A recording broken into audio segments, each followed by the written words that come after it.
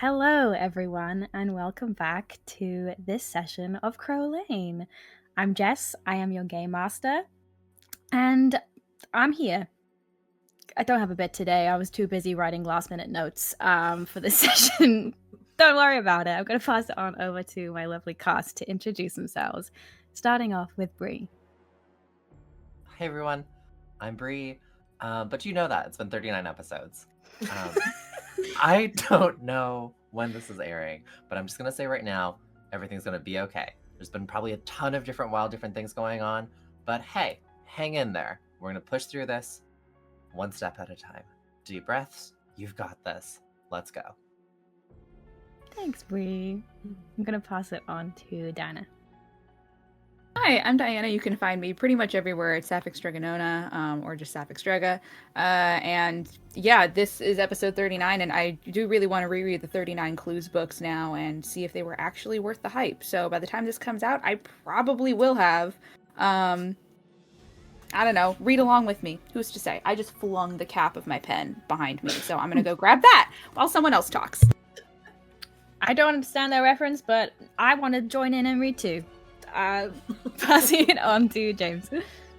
Everybody, I'm James. I use she, they pronouns. You can find me some places at Nice One James, other places at TTRP Gay. It's a little plot hook from me to you. You're welcome.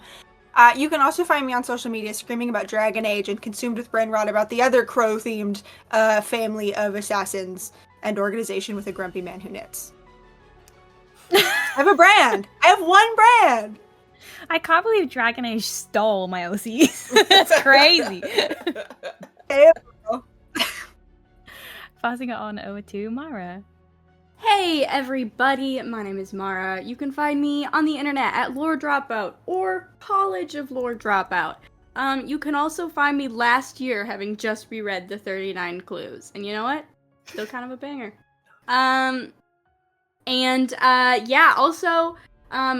This is, apropos of nothing, but this is a second reminder. You've been reminded once. Here's your second reminder. Does your job have a union?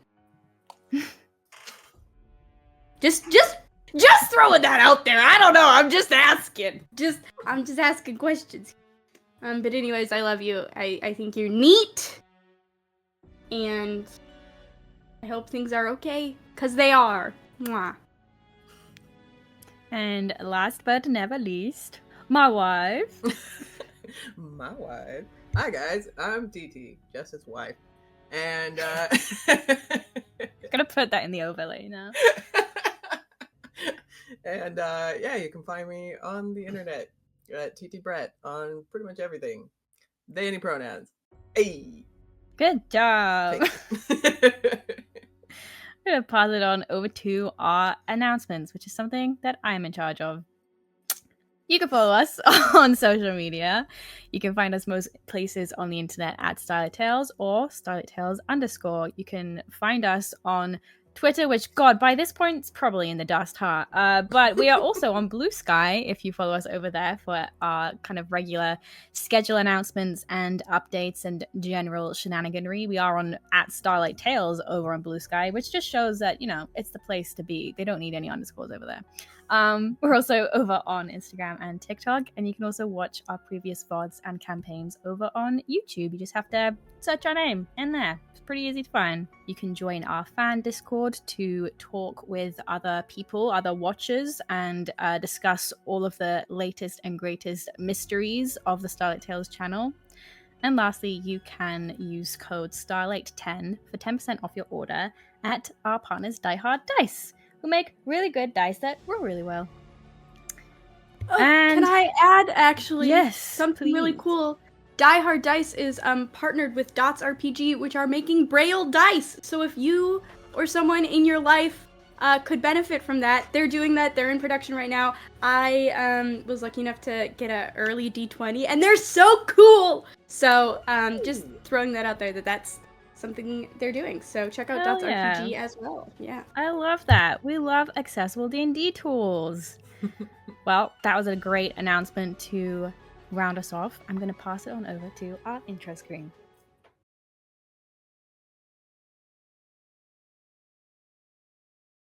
Last time on Crow Lane. It was sink or swim for the Crowcolts, as our family held off 3 anglerfish sharks, having triggered a strange ritual within the underground crypt below their home. During this fight, Nadette discovered a hidden teleportation circle, raising the suspicion that what they had discovered may be a secret shortcut to Molly's sea hag lair. After their fantastic showdown, the family came up with a plan for how to weaken Molly so that they might have a chance at defeating her for good. Their best option? To eliminate one of Molly's power sources by re-entering the mines beneath their planet and somehow free the souls of the golden statues they previously discovered. Later that evening, Nadette and Sam were finally engaged in a truly romantic proposal, and Rose received a concerned phone call from Ant Farm alumni and BFF, Chaser. Finally, Reva's evening admin duties were interrupted by the reappearance of Molly, who offered Reva an unusual deal: admit defeat, and she would let the Crowcolts live. True to form, Reva laughed in the face of Molly's offer, but made a fatal error when she revealed the family's plan to return to the mines. Now, the Crowcolts must work against the clock to figure out how to release the trapped souls without falling into a dangerous trap themselves. Where we pick up is with Rodella. Rodella, where are you in this moment? It's evening time. So I think that Rodella had been kind of like going around the kitchen, tidying and everything, and then heard voices coming from Reva's office and became very concerned. So I think throughout the conversation between Reva and Molly, Rodella was outside the door listening. Yep. I think at this moment, once she hears kind of like the conclusion of this conversation, which she very purposefully let play out, you hear a knock at the door, Reva.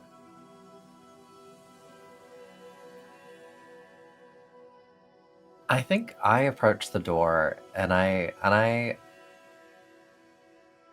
get up and I open it.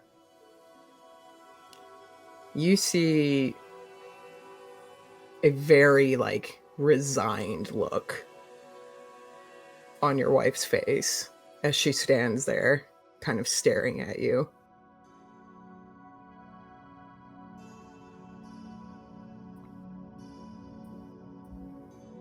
I'm getting a mop. I'll be right back.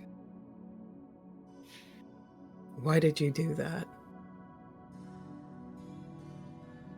Do what? You told her.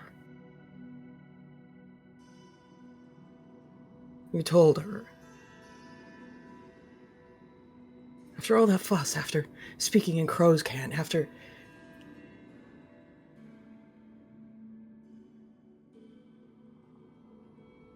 This isn't a chess game, Reva. We're not chess pieces. This isn't a gamble. We are... Rodella's voice is very controlled right now. You can feel the simmering beneath the words, but she's speaking quickly. But her tone has not like raised at all. We're dealing with a lunatic.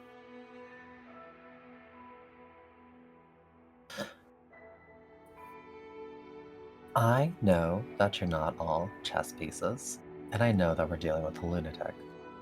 What I got here was confirmation. All we've had to go on is a theory. Now, we know we're onto something.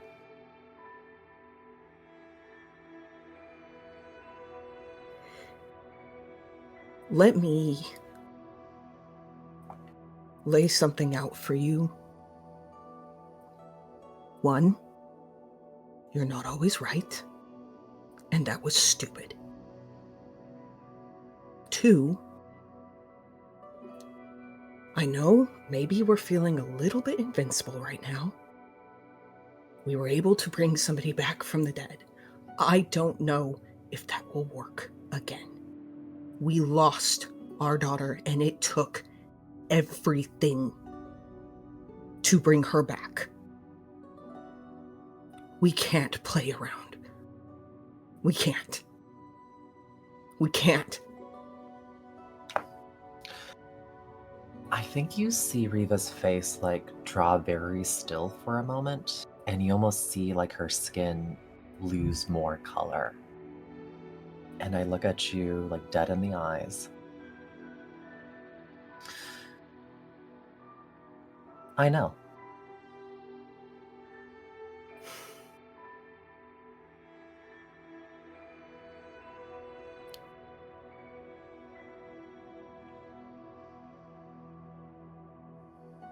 What do you think she's going to do? No. You've made it very clear. Very clear. That death will not faze you.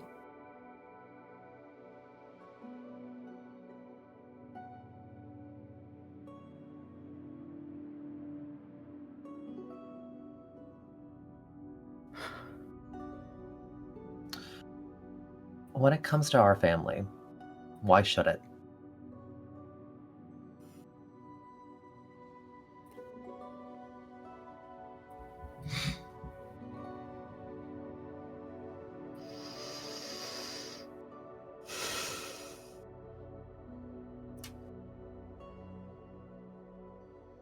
I think you see just the fight kind of like go out. And instead it's kind of replaced with this very like grim determination. And I think Rodella kind of turns on her heel and starts walking away. We need to find everyone. We need to talk about this. We need to figure out what we're going to do. You can come if you want. Let me just finish mopping. And she turns the corner. And I think you see like Riva's nostrils flare as she like stomps off.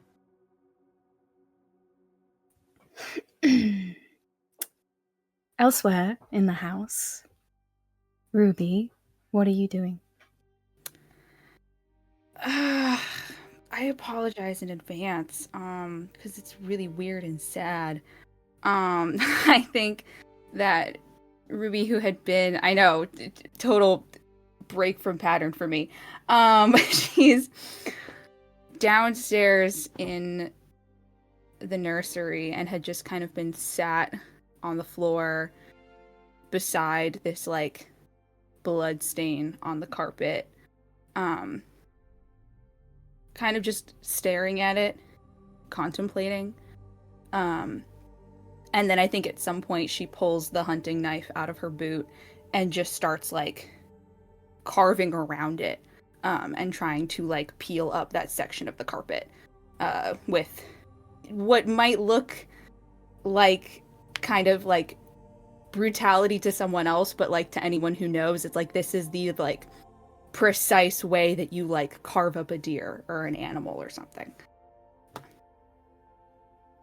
Yeah, as you're kind of like dragging this knife through the thick fibers of this carpet in the nursery room, all you see is like a deep, almost like black red of this like dried blood that is now soaked and settled into these fibers, which I think this, kind of intense concentration is broken only by a faint little tinkle as something falls out of your pocket, and that shard of glass that you've been carrying with you that has Henry in it falls out onto the carpet in front of you, and a brown eye looks up at your face. She kind of just glances at him for a moment and goes back to what she's doing.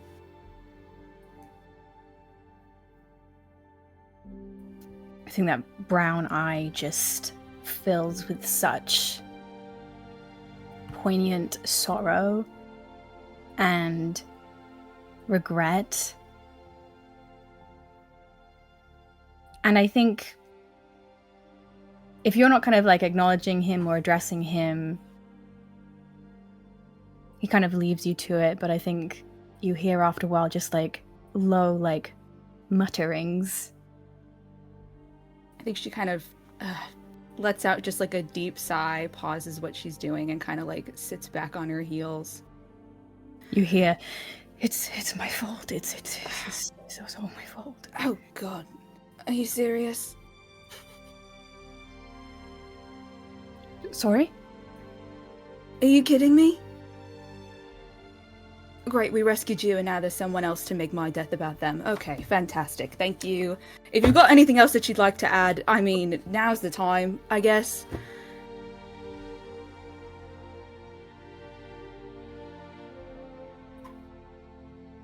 There's like a heavy pause.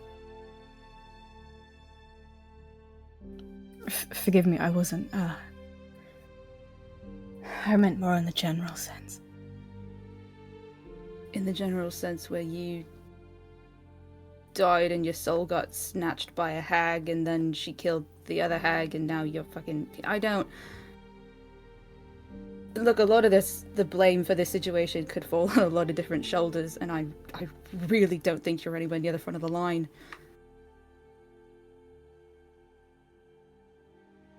Would you mind picking me up? I can just only really see the ceiling.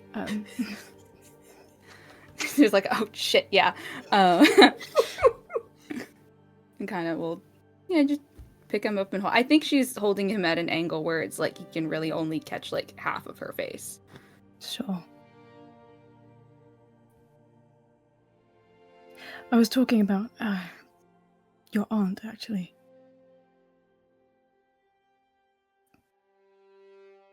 Which one? I've got a few. Right, yes, I forgot. The dead one. Again, I've got a few. There's another pregnant pause. Right. Bernadette. Right.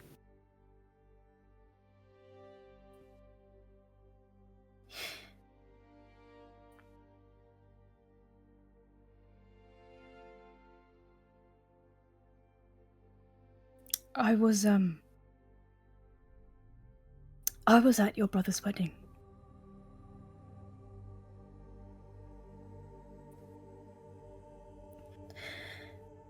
Where? What? Well, I was hardly part of the bridal party. Right.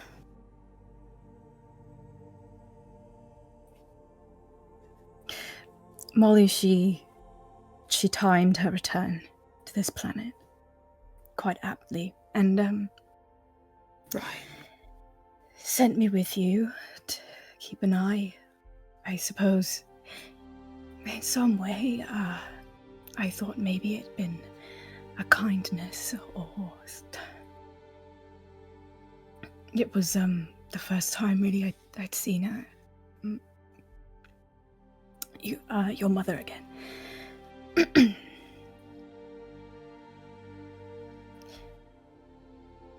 When I returned, she was on a mission. She had changed somewhat. Yeah,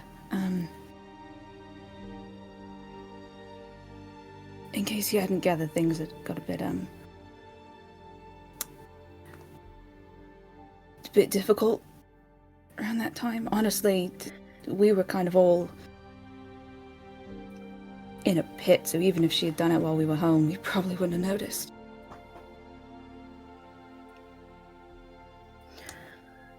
Well, regardless, I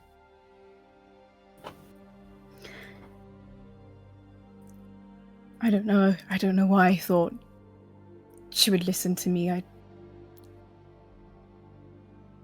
hoped to appeal to her humanity, maybe, if there was anything left of it. I don't think there was much by then. I don't think there was much by the time she died.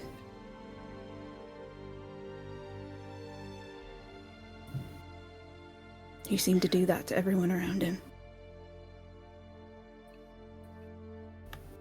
I knew her after death. Only then.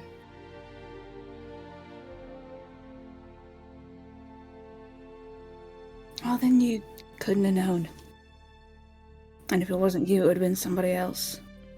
No, I should have known. I should have known better, because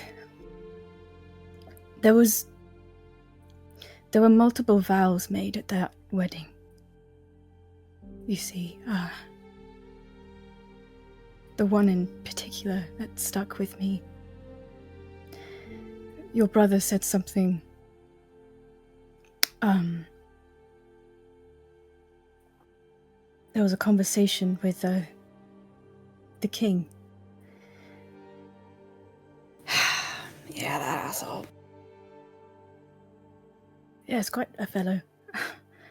He's a huge dick, but... well, can't seem to really escape that around here, so...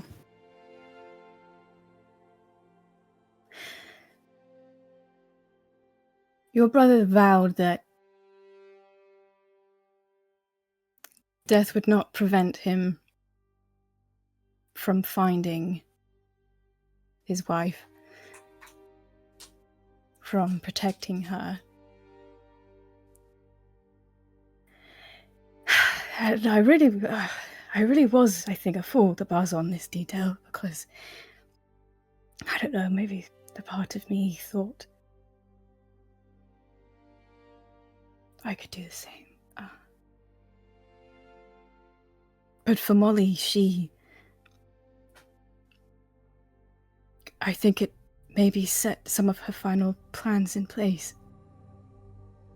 What, Tennant's theatrics caused this? They, I think, led to many more. There was a whole year where she toyed with you, played games with you, tormented you all. And Bernadette came running, did she not? She found you all, even in death.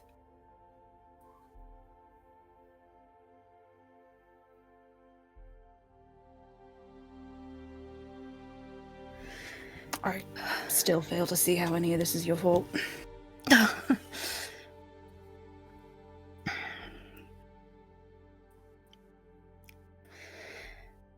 Well, you hold a lot of grace then. Not really, I'll just, when your job is killing people, you gotta make sure you got the right one. So, make sure you know where the blame's supposed to be placed.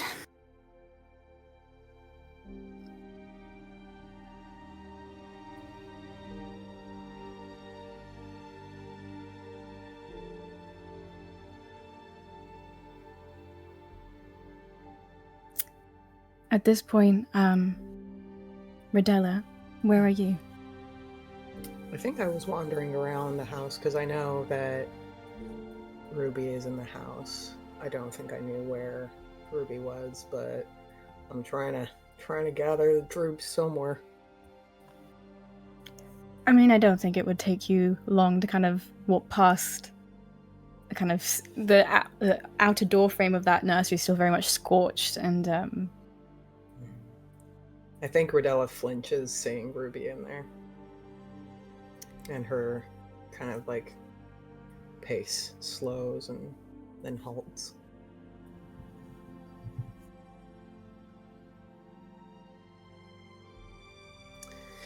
This is a little morbid. You need closure? If you've got, something like that. Would you like to make a comment now, or would you like to, I just did. wait until the morning? Okay, great, thank you. Perfect. If that could be the extent of it, I would really appreciate it, because you're all coping in your way, and I'm gonna do it in mine. And I think I might put it on my wall. She stares down at this piece of garment in your hand and just like, where did we go so wrong? Just like, oh my god.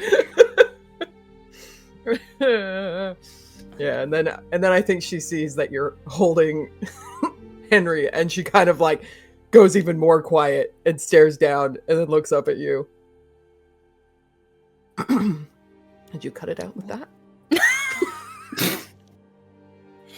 No, I had no help in no hand in this.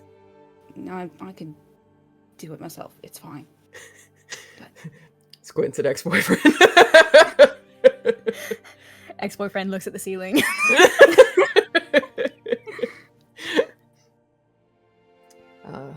You two just chatting? Yeah, just, talking shit about you. Henry was so good at that. Mm-hmm. Talking shit. Yeah. What's going on? I kind of looks at the knife in her hand, the cut up section of carpet, and then gives a, what do you fucking think? What you see is what you get. Okay. Would you like the real answer? Will that make you feel better? Will that make it so that you can sleep? You see Henry's eye move up and down as he gives you a bit of a nod.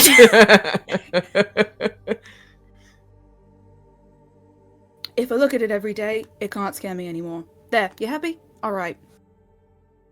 Now, and kind of goes back to start, peeling it up, and just, at this point, it, has, put aside the knife and is kind of just, ripping at what's left.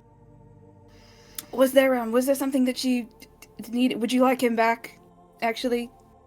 I forgot he was in my pocket. Not that we're not having a lovely conversation. Yeah, I'd love to hear the details of that. I will take him. Snatches him back from you. Casts him a pointed look. And then I think Rodella, who's been once again just keeping a lid on it, turns to you and says, "We need to regroup."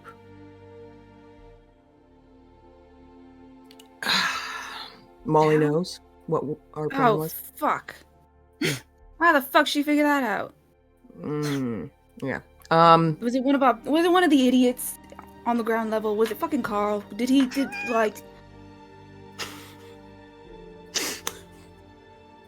I mean, I guess we don't really pay them enough to keep our secrets well, I suppose. Maybe we should fix that. But, I would think that, the threat of death and getting disappeared would... No, it was your mother. So, on that note... Okay. Wow. Yeah? Actually?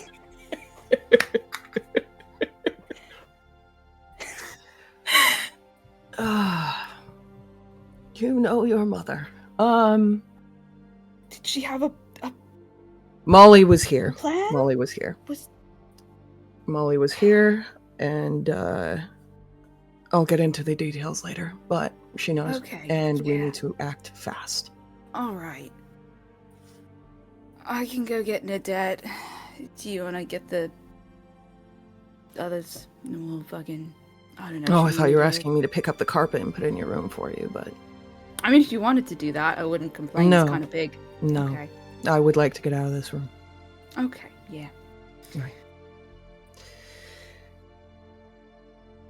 Do you think there's ever going to be a day where we're not cleaning up?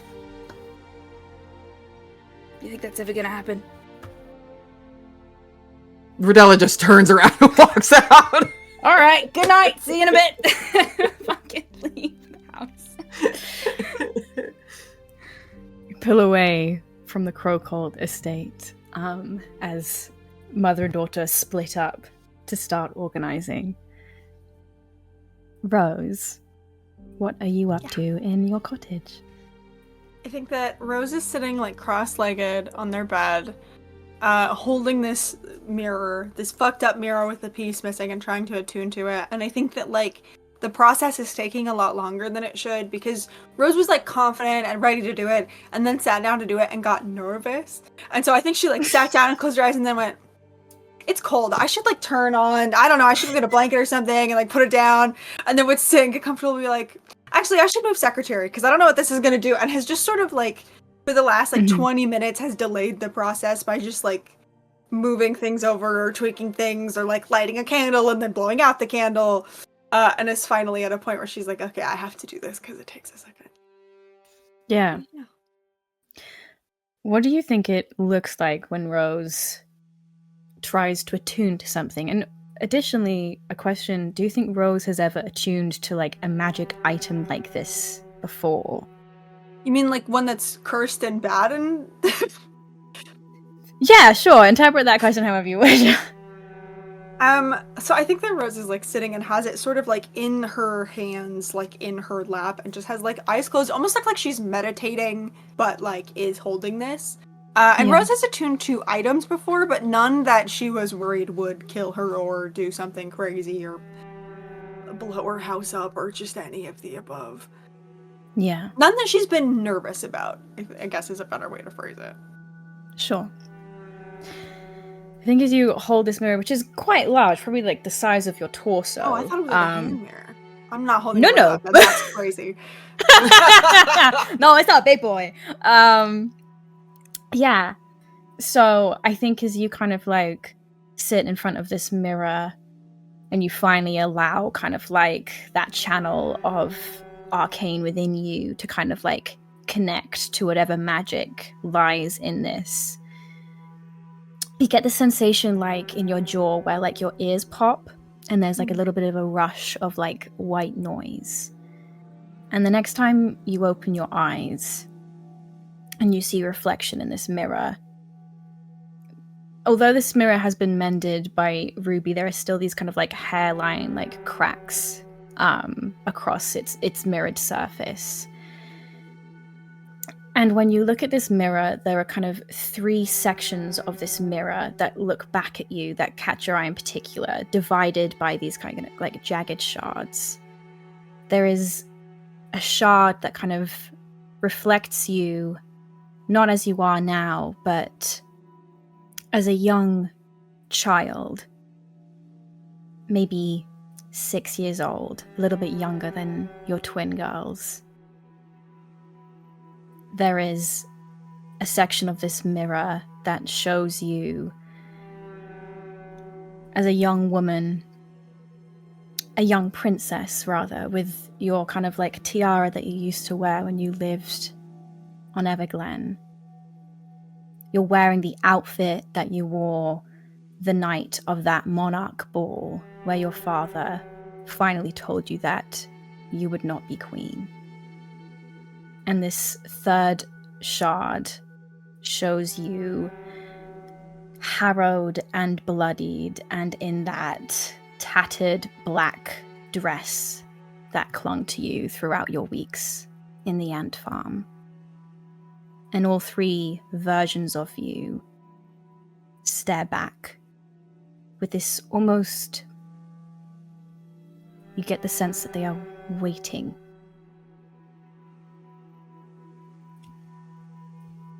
First instinct as she processes all of this is to just sort of like go into the ant farm version of her and just go, did my hair really look like that? And then like blinks and just, right, not important, okay. And we'll just sit and I think like stare at the 3 of them for a long moment, trying to process like when she moves and squints forward, do the reflections also do so or do they stay? No. I think Rose kind of squints and just like, okay, this feels insane. Hello? Are you sentient in there? The kind of childlike version of you, her eyes kind of like crinkle in a little bit of like acknowledgement. The princess kind of like gives you a little bit of a bowed nod of the head. Mm-hmm. And the ant farm version of yourself just stares back with this grim resoluteness. I think that Rose kind of, can I like do some sort of, I guess, like, arcana check or insight check to see, like, do I feel like the attunement process has started and I have to wait this out, or do I feel like I have to do something to, like, start that process? Yeah, absolutely. Do you have a preference for which? I'd say that would be an arcana check. Okay. You're joking. That's a natural one. Okay.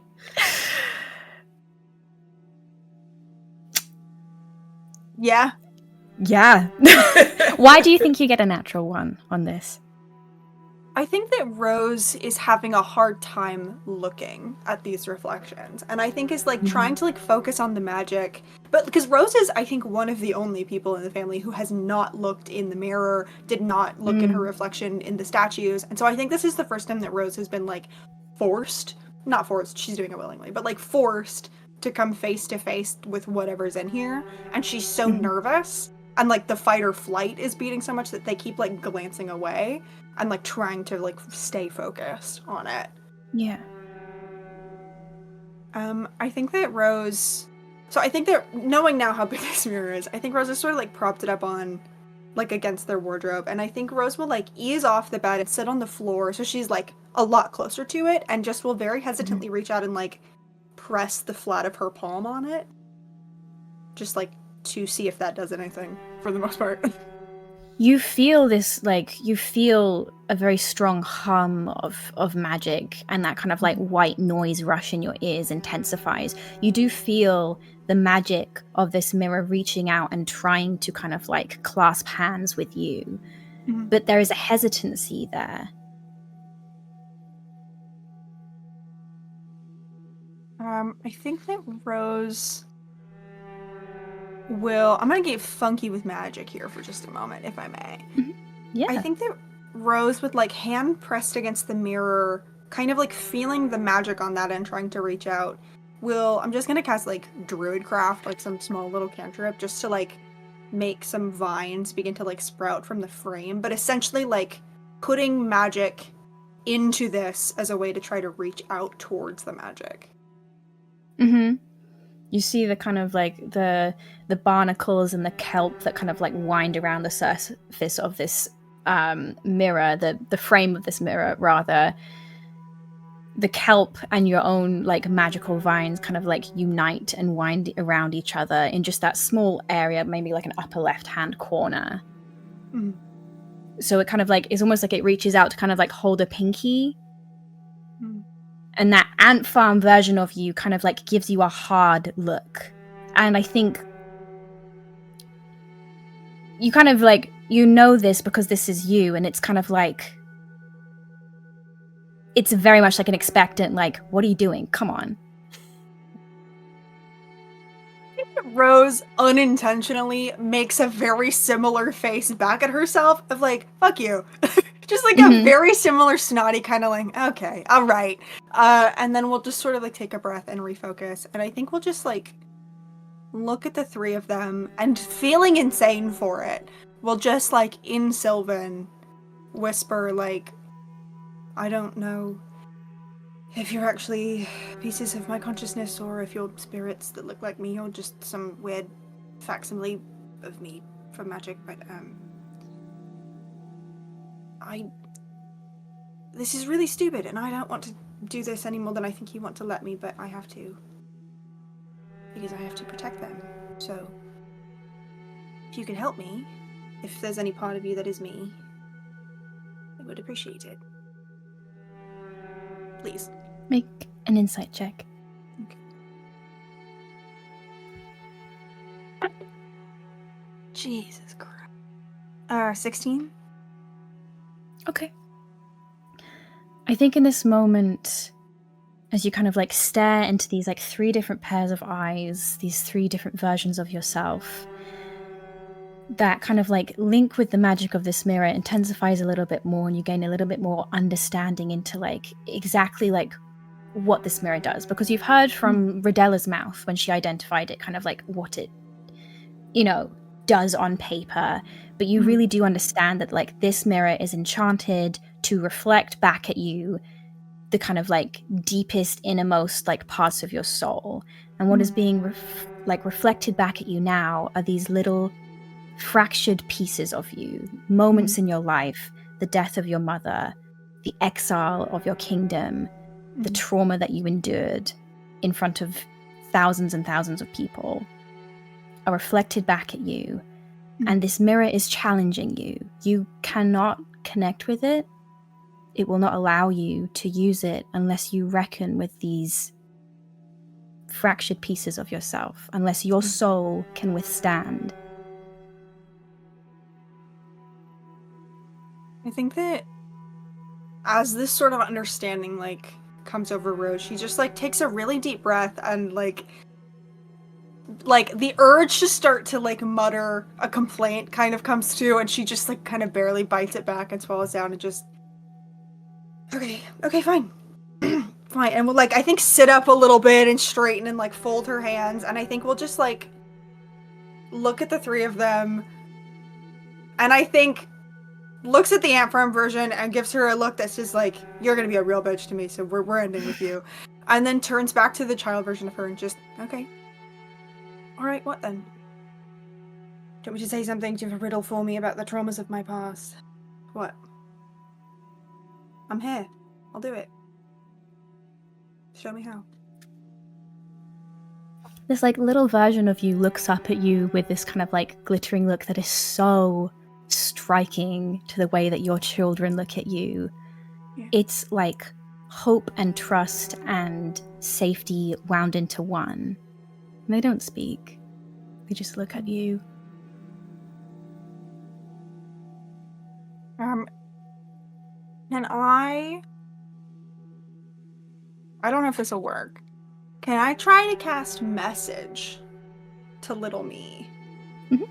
And I'm going to just sort of send the message forced out. Like, you can't force it out through teeth in your brain, but whatever. It's fine. It's magic. It's fake. We'll just sort of, like, very softly. It was not your fault.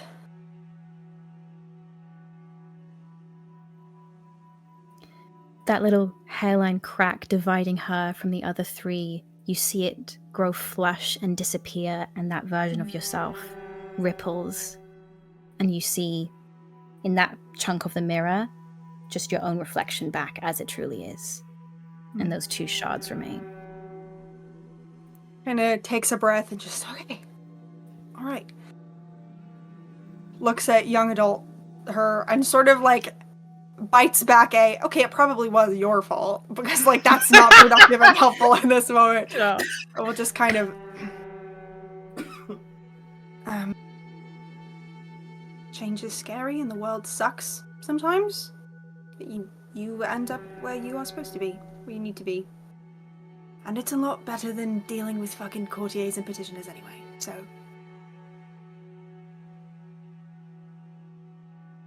I think this rose gives you a little bit of an eyebrow quirk and kind of like draws back a little bit as if she's kind of like questioning, like, really? And then kind of gives you like a resigned, like, okay. And that crack in the mirror joins itself together and the surface ripples and she disappears and you see the middle of your face reflected back, truly and as it should be. And only one shard remains. I think that Rose stares at the ant farm version of her for like a good 10 seconds. And it's like half like, I don't want to put myself in that mindset enough to figure out what I needed to hear, and half like, oh, you piece of fucking work. Like, it's a unhealthy combination of the two. And just like looks at her for a long moment and just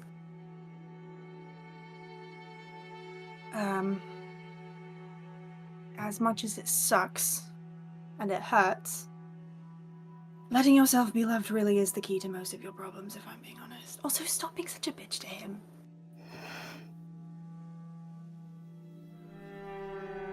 Being vulnerable is a scam, but unfortunately it pays off sometimes. You'll be okay. I think where you are expecting kind of like a little bit of a blazing, defiant look back at you, you see your own face crumple a little bit and a single tear escape the side of your face. And that crack in the mirror joins together and ripples. And the mirror, aside from that one piece, is whole again. And you are reflected as yourself. And I think this is maybe one of the first times you've really looked at your own reflection and truly seen yourself. What do you think in this moment? I think that Rose almost like reaches a hand up to try to like catch the tear that is not on her own cheek, that was just on Ant Farm Rose's cheek, and then like kind of stops halfway, puts her hand down and just looks at herself. And I think like also probably for the first time really sees themselves with blue hair on like this particular season change, because she's been so much like, we have things to do since the change. But I think just like really kind of takes herself in and just, okay, we do this. Can't be worse than the Ant Farm. We're gonna be fun too. Probably. Anyway, any skirts in there? Just start like little knuckle knock on it very lightly. You do not get the sense that there's anything trapped in this mirror. Do I get the feeling that like I have the ability to, like, do I feel the emptiness in it as something that I could potentially control? You feel your magic kind of like open up like a pathway, and like it's kind of like a highway where like your magic intermingles with this, and you feel innately the kind of like darkness there. It kind of like, it's like when cold water mixes with warm in the same current. You feel that this mirror was crafted and enchanted by someone very gifted at very serious, very insidious magic, and that this mirror was not designed to be used for altruistic purposes at all. Sure. The very nature of splitting a soul apart from its host defies many natural and arcane laws. And this is what this mirror can do. And as a fae, it recognizes you as something akin to its maker, and what no one else would be able to do. This feature, you feel the innate ability in this item that you would be able to use it if you so wished, to separate soul from being and to transfer it into something else. Slay. Can I do a quick, like, some kind of check on myself? Do I feel cursed? Do I feel shitty? Any, like, physical changes? Yeah, you can check. Any preference on what that check is? Insight check on yourself, I guess? Slay. Come on, roll above a 5. Oh god. 7, fine, fuck you. It's an 18. Yeah. It's, you think back to the other times that you've seen people use this mirror. They have had to, you've seen their psyche wrestle with it, fight with it. Sometimes it has sent them into a brief period of some sort of madness. Sometimes they have seen something that they really did not want to see. But when you look into this mirror, you see a very true version of yourself, but it's not a version of yourself that is trying to twist and corrupt and make you feel unsure of yourself. And you also don't feel like the magic of this mirror trying to like tug and tear and pull at your psyche. It acknowledges you. It is united with you. It will work with you should you wish. Okay.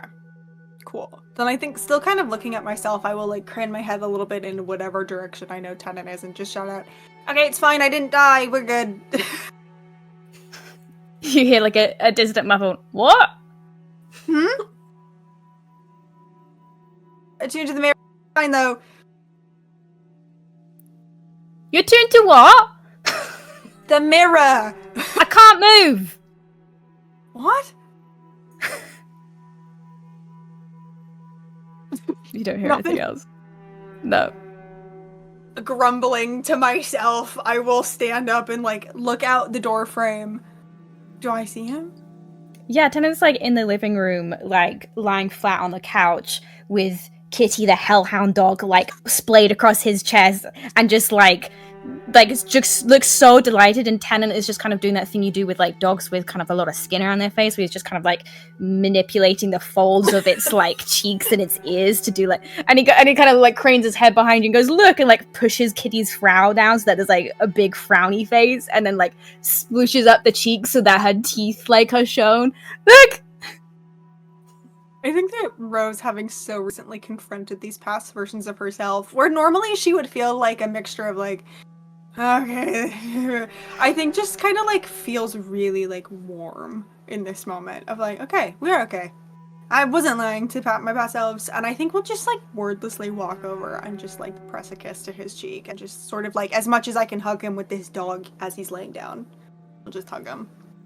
You hear that bang, bang, bang, bang, bang of a tail wagging very, very hard. Yeah. Gonna check in on Nadette. Nadette, you had a big evening today. Yeah. Where are you right now? I feel like Nadette and Sam are getting dressed for like the 5th time. They've been like, all right, we should get back to it. And like, you know, and then something keeps happening, who knows? But yeah, and I think there's just like kind of picking at the remains of the meal Nadette had laid out and like finishing the wine, and I think Nadette has been really consciously like not looking at her holotransmitter since they've like told Sam's parents about it, and is just like trying to be super, super present in the moment, but I think is starting to get the like things are afoot back at the estate. I can feel it. Spidey. Like, yeah, exactly. It's like, all right, it's time to clock back in. But yeah, I think it's just like getting ready, chatting to Sam. You are at the still in the antique store in the back room. Yeah. Yeah. I think Sam's kind of like splayed across this like really nice kind of velvet, you know, one of those like chaise long kind of like things. Just like top off, just like, I don't know why you're getting dressed because I'm not. Like, I'm gonna go over and like give her a big ol' smooch that lasts a while, and then kind of like, no, I should check in. I should What? check in. What are you talking about? Why? We don't get one night? One night. Do you have like a vague sense that something has gone horribly wrong back at the estate, or is that just me? That something can't go wrong possibly every 5 minutes, and her voice is cut off as this strange howling wind seems to kind of like rattle the shutters of the windows, and this wind kind of like whistles like a sharp blast through the room and kind of like lifts up like both of your hair a little bit, and the wind kind of like screams through the room and then dissipates. And yet the scream does not. The scream stays and mounts and mounts, and layers and layers and layers of different terrified, haunting, blood-curdling screams can be heard. Both sounding distant and far away, and as if they are in the room with you. And then it fades away, and there's just deadening silence. And Sam goes, maybe I should put my bra back on. Yeah, maybe good. I'm gonna go look around outside. Hold on, what the fuck was that? Hold on! He sort of starts like picking through, like, where the fuck is it? Kind of like looking at finds her bra kind of like hooked over like a mannequin at the back. Oh, fuck! How did it go there? Kind of like starts picking through furniture to grab it. Don't go outside without me!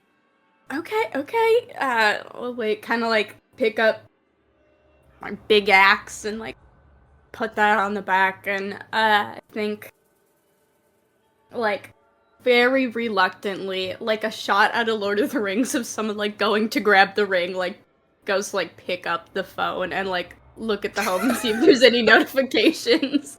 Like, I think at this time, I think in the midst of like happy hellhound, like sort of tail wagging, a beat after you pick up your phone, you get a very rare buzz message sent from like Riva in the family group chat. And it just says, theory confirmed. However, we may have to move quickly. Period. What's confirmed, sorry? Theory? Theory confirmed. Got it. I thought you said fairy. A bunch of missed text messages that are like, where the fuck are you? Why aren't you at your house? Oh, wait, I know where you are. I'm on my way. Please put on a shirt.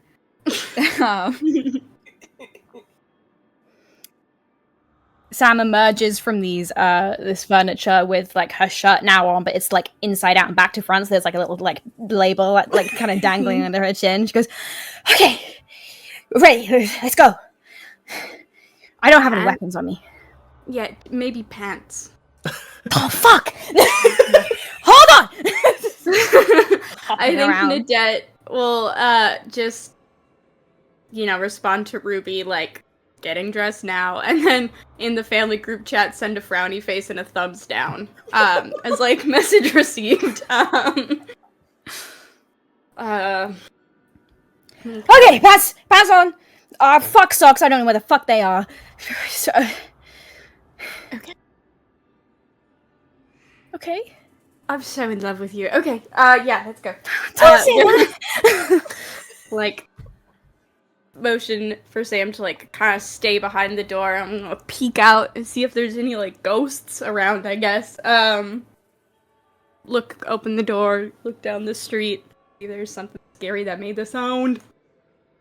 You look down the street and it looks entirely normal. You do see, one by one, a couple of, like, internal house lights flicker on down the street.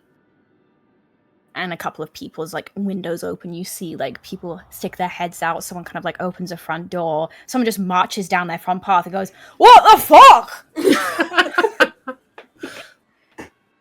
So you get the impression that this was not, like, a mental thing, that possibly all of Crow Lane and Dorithium heard this noise. Perfect.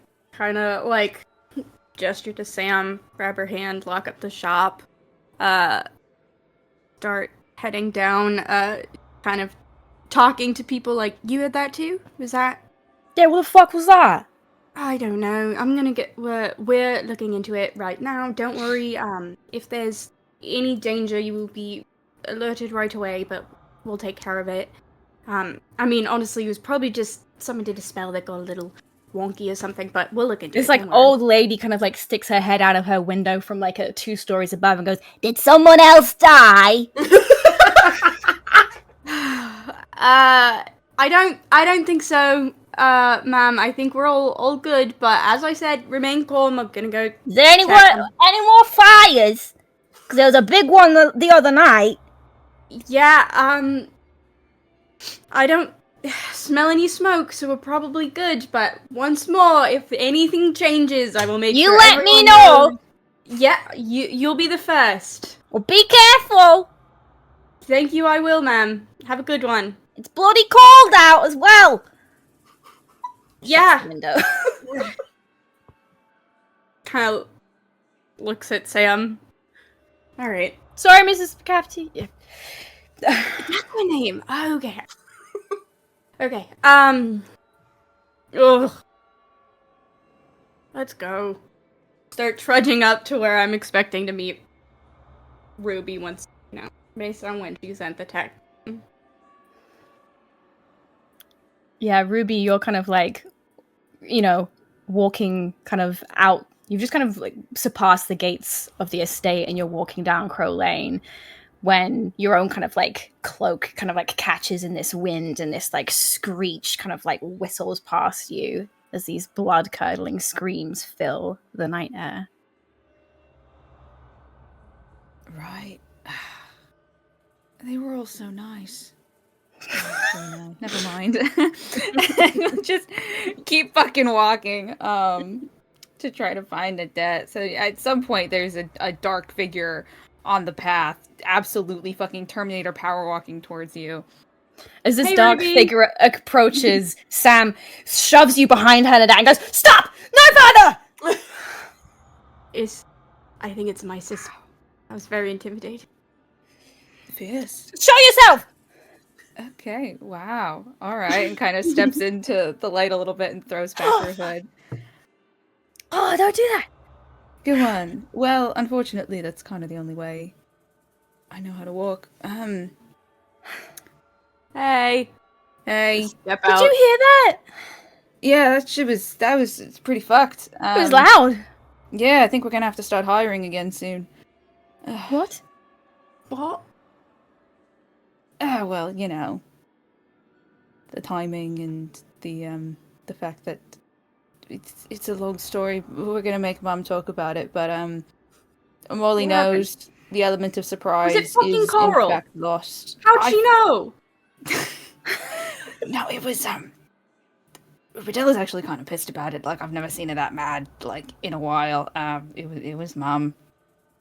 Yeah. Yeah, apparently Molly was at the house. Yeah, I know. Sorry. Boo. You having a good night? Yeah. Till now? Yeah? Right. Sam kind of like, you feel Sam's body like sag next to you for just like a brief few seconds, and then you physically feel herself kind of like pick herself back up again, and she straightens and she turns to you and clamps two hands on your shoulders. You see the inner seam of her shirt kind of like glinting in the light. I'm gonna go babysit because I assume that's needed right now, and you guys are going to figure out what the fuck that was. And then you're gonna come back home, okay? Yeah. Yeah. And if you send me another fucking text of another fucking monster... We'll send it in the other group chat, don't worry about it. Okay. I love you. Yeah, love you too, and I'll see you soon, and I'll be fine and well. And I wasn't gonna tell you, but I feel like the children are gonna tease you about it. You're still inside out. Oh, fuck it. So maybe stop home and change. Because they're like... Kind of gives you like a really like messy like kiss on the lips and kind of like tosses her hair. All right. Okay. Fine. Starts trudging off. I think Ruby will just kind of shout, "Congrats!" at her retreating back. You just get a like that behind. Ooh. She's suddenly so fierce. Where's that coming from? Well, you know, she's part of the family now, really. So... Right. She's Can we learning get something quick. to She'll be eat? fine. Yeah, she will. She'll be great. Maybe we could just raid the kitchen. But yeah. I'm hungry. Okay. I've been busy. Yeah, you woke up an appetite. You look like you got attacked by a bear. Let's go.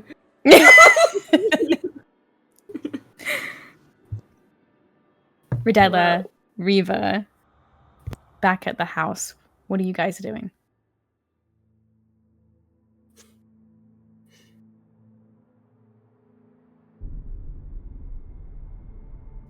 Waiting in very cold silence.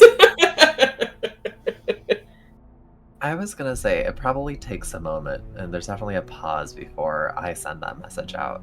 And it's definitely like, I think there's a moment, and I think I very deliberately have to fight the craving or the urge or the emptiness to reach out to the feeling of a crown that was once there. And I think there's a moment there of a very real hey, like deep breath, the craving will pass. Let it go as much as you want it. And I think after that craving passes, and she sends that message. And I think I look down at the broken mop in my hands afterwards. I just kind of look down at a poorly mopped up puddle. I'm just go, fuck it, and drop the mop on the floor. I think I rummage for a pack of cigarettes, probably. Light one up, and then go to figure out where the hell Rodella is in this house. Yeah, I think Rodella returned after. Because I know we split up to go like find people, so I think maybe she messaged Rose and Tennant. But I do think that she kind of stays at the estate. And I think she went back into the kitchen and continued cleaning very methodically. And the only thing that's going through her mind at the moment is the fact that conversation between the two of you confirmed the fact for her that the person that they're dealing with is scared. And she always knew Molly to be... I don't think she would have like called it like a coward, but somebody who was living in fear. And to see somebody who has gained this much power and is this, like, well, to them so far, indestructible, being still, like, in a state like that, I think that Rodella feels, instead of that being, like, confirmation of something else, it's confirmation to her. Scared people do the craziest shit. And she is feeling that fear mount inside of her because she knows how much crazy shit that this family has done out of fear and how much crazy shit she has done out of fear. And somebody with that level of power. And so she's just like ruminating on this as she's just like picking things up and putting them away and just like trying to fix the kitchen, and the fear is just kind of like mounting and mounting. And she can't pull on anything to calm it down. And so when you come into the kitchen, she's like putting forks in a drawer and like then taking them out because they're in the wrong place and then smashing them into like a different spot and then like moving them because she doesn't like where they are. You just see her like mix and matching her silverware that's been scattered everywhere. I think I come up to you in the kitchen and take my normal side. I think I've changed. I'm not wearing... It's unfamiliar that I'm not wearing my old coat. I think I've got like a waistcoat on. And as you're smashing utensils into different parts of this drawer, I take one fork, pull it out, and put it with the spoon.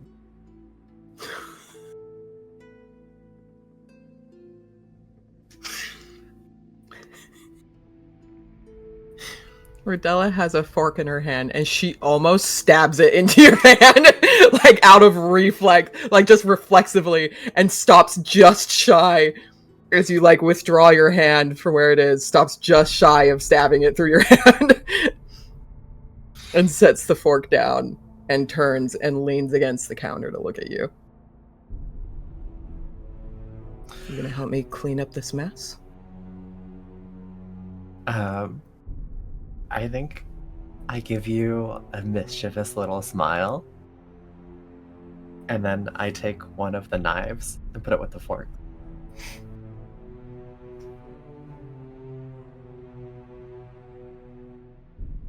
I think Rodella takes the entire drawer out and shakes the silverware onto the floor so it scatters. And then she goes, "You like puzzles? Put it back together."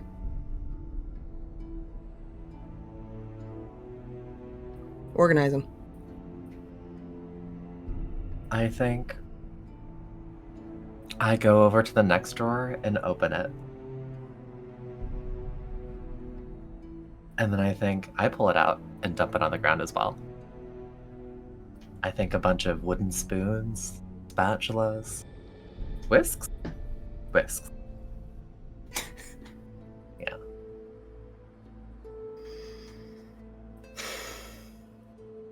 Ordella pulls out another drawer. And staring at her, at you, just goes, "Oh, you want a bigger puzzle? You want a bigger mess? Okay." Shakes it out onto the floor. And I think you see her, like, her eye twitch a little bit as, like, one of the, like, some kind of, like, I don't know, one of the utensils, like, breaks a little bit. And you can see, like, a moment of regret.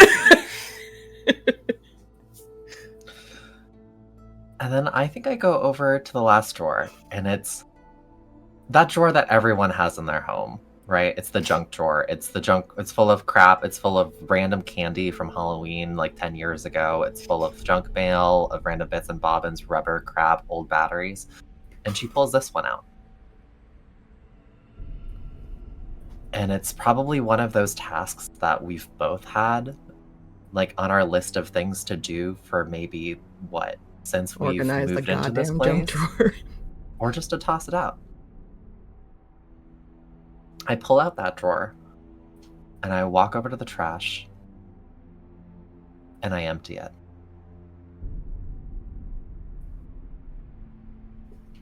I empty that fucking junk drawer into the fucking trash. You see a slight, like, as Rodella's going, "But what if we need something?" But then I think she just kind of, like, watches, and you see, like, almost like a little bit of relief that the drawer is finally fucking empty. I think I walk back with that drawer and sleep.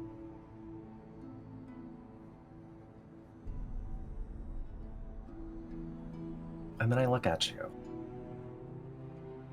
And I think in my eyes, there is pleading.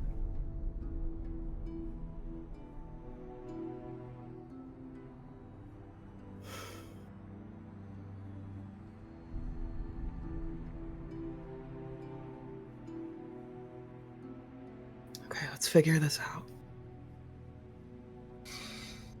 I bend down, and I think I take the rolling pins and sort of take a couple of them, put them into the former junk drawer, and I arrange them nicely. And I take some more of your baking supplies, and I put them in that drawer and have a section just for whisks so the wires don't get bent. And I close it. I think Rodella kind of bends down next to you and starts picking stuff up. And I think you can see that her eyes are overly bright. And I think you can see the overwhelm as she's trying to piece these things back together. And the tears starting to form at the corner of her eyes before she, like, blinks them away. And just keeps going. I bend down and I help. And I think I kind of, I don't know, give you a little hip nudge.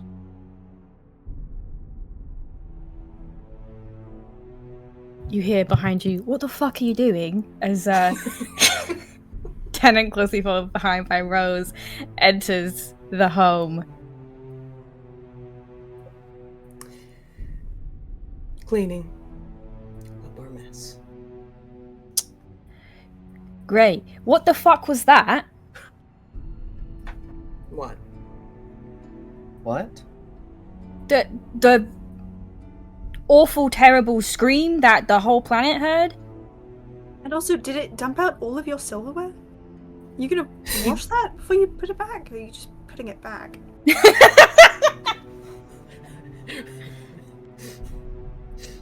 Rodella stares down at the silverware and just, like, her shoulders just drop. But also I think she, like, casts Tennant a very, like, sharp look and then casts a look back over to Reva. Where'd it come from? I don't know, everywhere. Ruby, Nadette, about this time, you re-enter the home as well. While we were on our way, could I have tried to call one of the workers that I know we had sent down into the mines just to see if they pick up. Like, hey. Right. Hey, girl. It rings out. Yeah.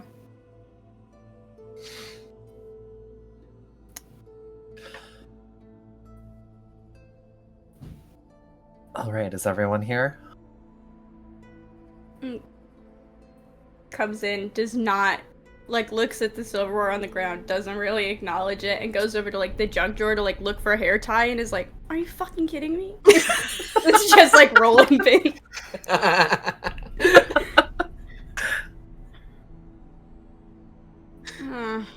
I think Tannen, under his breath, kind of like leans into Unidad and go, "Are you and Sam alright? She had a fucking shirt on, all back to front." I just give him, like, a look. Okay, yeah, okay. Fucking weird. Okay, can anyone tell me what this is about? So, I can't get through to the excavation team at all. Yeah. Immediately pulls out his phone, starts messaging. I mean, could it be that they're underground? Certainly could be, but the timing of the anguished screams, ripped through the whole of the planet is kind of leading me to believe that maybe they're not with us anymore. Unfortunately, that's just my theory, though. And I think goes over to the cabinet and starts like pulling out like a box of like fantasy goldfish and just tosses it to Nadette without looking. So she knows. How the fuck does she know? We hid in a fucking, like, ultra dimension treehouse. How the fuck did she find out? It wasn't my treehouse's fault. I think Rose looks up at Tennant and goes, "Did you tell Carl?" What a fucking tell Carl? What? You crazy? I told you he's a gossip. I know! I don't believe the stuff you told me the other day. Oh my god, what did he? No, sorry, later. I take full responsibility. And I think I'm gonna can I get everyone's facial reactions to this? Okay. I mean, and I think I take a moment to explain. Molly came to visit me when I was in my office. Unscheduled. You know how I hate unscheduled appointments. Long story short, I wasn't sure about our plan and whether this was something that was, especially since we only have one plan, I wanted to confirm everything before we went. I took a measured risk. You took a measured risk on the lives of 15 of my men down there. they say measure twice, cut once.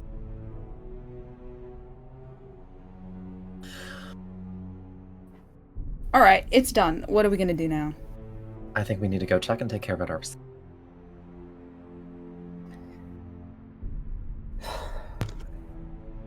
I look at Rodella and just go, has she fucking lost it? I think Rodella gives you a look, but just kind of says, I think what that conversation confirmed is the fact that Molly is not wanting us to go down there, so we're on the right track. And we are dealing with a very scared person. Wonderful. Great. Cornered animal, those are regularly acknowledged as the safest to approach. How are we going to do this now? The last time we were face to face with her, Ruby fucking died. What are we going to do now? Have you thought that far? We go now, we move quickly, take care of the issue. Take care of what issue, Mum? Checking on the men, releasing those souls. How the fuck do you think we're going to do that now? Are you gonna line us up all in front of you to take the hits first? If you don't want to come, I'll take care of it myself. Okay. I just turned to Ruby. What do we do? Fuck. Okay, well, we need a backup of some kind, and the backup that we had sent is probably not here anymore.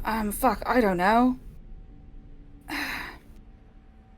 I mean, I'm not even sure if what we were saying was going to happen would work. I don't know if the daylight would even have worked in the first place, or will... Well, we don't have a lot of time to figure out an alternative option now, do we? Let your sister finish. Don't interrupt her. He sends you a very dangerous look. No. We're talking away. That's why we're all here, isn't it? Is it to talk our way through this and to fucking put our heads together and figure it out? Let's do that, okay?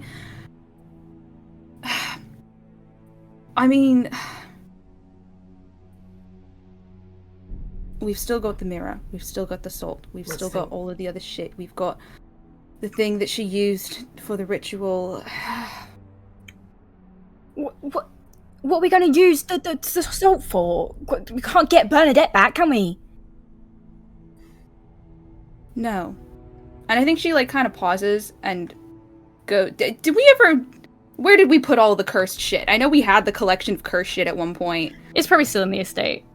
Okay, cool. I think, like, very quickly, like, leaves the room for a second, comes back with just, like, arms full of this stuff, and, like, tosses it all on, like, the kitchen table where it scatters, and is, like, looking through all of, like, the papers and research and stuff that she had until she comes across the list of the dead and the missing from the mining accident. Mm-hmm. We've got a complete roster. What do you We've got all of their names. Right. Of the people down there, yeah. Right. Once we separated her from the others, Sally came back to herself. All of the bits and pieces of Wallow, all of the people that were melted together into one thing, they're not all really gone yet, right? I don't know, Ruby. They're currently amalgamated into one big fucking bird. They are. But you know who probably isn't? Everyone that made it out of that accident. Everyone that lived here, and everyone that died here, and everyone that buried here. Who knew all of the people that they lost. Friends, family, loved ones. She wants to use fucked up soul magic? She wants to call the spirits of the dead? Okay, fine. We've got a graveyard full of them. And I bet we wouldn't even have to force them. I bet if we just asked nicely and reminded them of who exactly it was that fucked up their lives and fucked up their planets. I mean, what's Molly gonna do? Kill them twice? And we give them the opportunity to reunite with. Riddell is looking at you with just the utmost, like, holy shit, that might work. Like, looking at you with just this expression of just like, damn, my kid's so smart. And then I think like starts like rummaging through the stuff on the table and, you know, remembers casting Identify on the mirror and looks over at Rose. Do you have the mirror? It's at my house. I attuned to it, by the way. Successfully, didn't You I? have? I did. Huh. Yes. Okay. It's worth a try. I mean... Well, the fact is that Molly hasn't come after us yet, so clearly she's preoccupied in those mines, potentially waiting for us to come. I think if there's anything that could bring those people back to themselves and remind them of who they were, it might just be hearing those voices. Worked for me.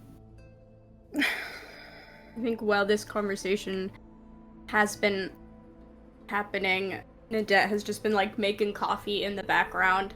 Is now just like passing out travel mugs with like everyone's favorite creamer. Like Reva's has like a little Bailey's in there. Like just like, all right, we're doing this. You know, like getting everyone's. It's like, right. So, I think that's a great idea, Ruby. We should definitely do it. We still have to worry about the fact that the all stopped up still, probably. I know we won't really know the state of it until we get there, but we need a plan for actually getting back down past the cave-in. So, How if our long crew is... were they down there? They've been down there for hours. It might be passive, but...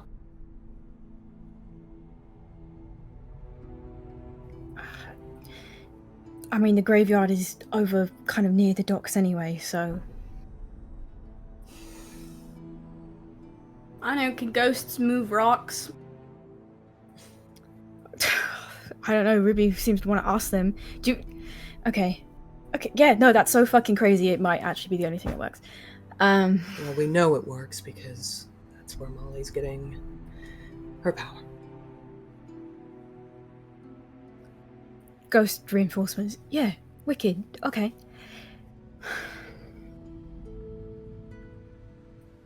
Okay, what do we need for this? Mirror. That stuff. The candle. What is the most important thing, do we think? Like, what, if we had to pick one item, it is like the item to get this done, what is... Are you asking me as a GM, or are you asking as a character? As in character. Oh. Yeah. To the posing it. Is it the mirror? Because Probably. like, do we know? Mirror lets us see things, and the candle calls them. it's the candle that summons them. Because I think perhaps when we go down there, Rose and I can put our antique expertise to use and maybe have a decoy. So if a fight happens, tries to destroy a crucial piece, it's not the one out there. But I think if she's down there laying traps, whatever, she can't be in the graveyard as well. So we need to move quickly and do this without her knowing.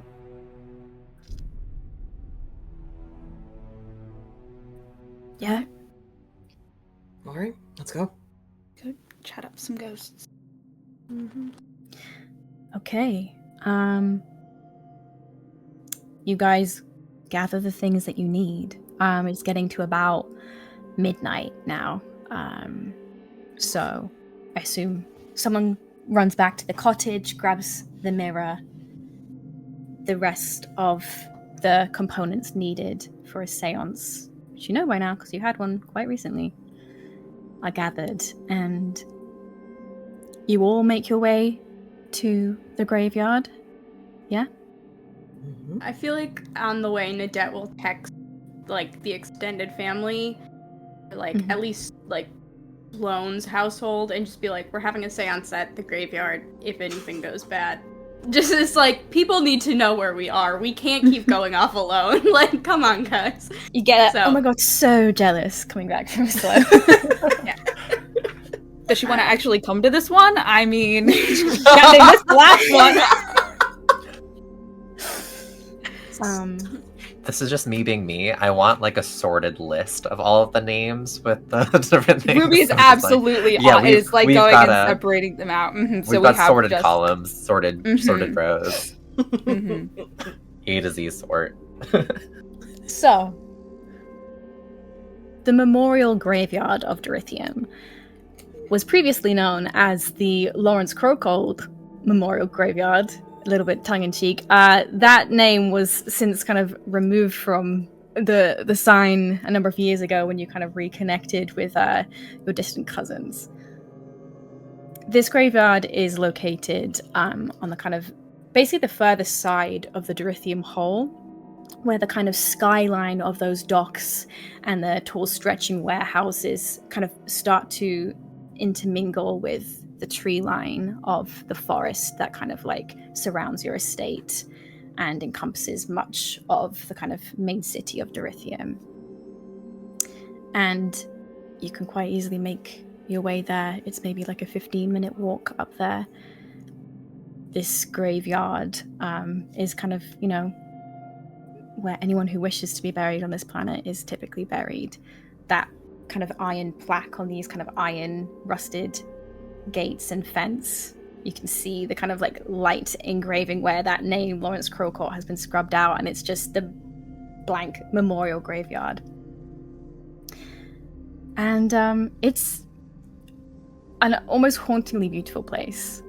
There are hundreds and hundreds and hundreds of gravestones here. It's a very large area. What are you specifically kind of looking for? I'll ask you, Ruby, because you seem to kind of be leading the charge with this idea. What are you looking for in terms of where you set up? I mean, I just think whatever part of it seems to be, like, the oldest. Make an investigation check. Sure.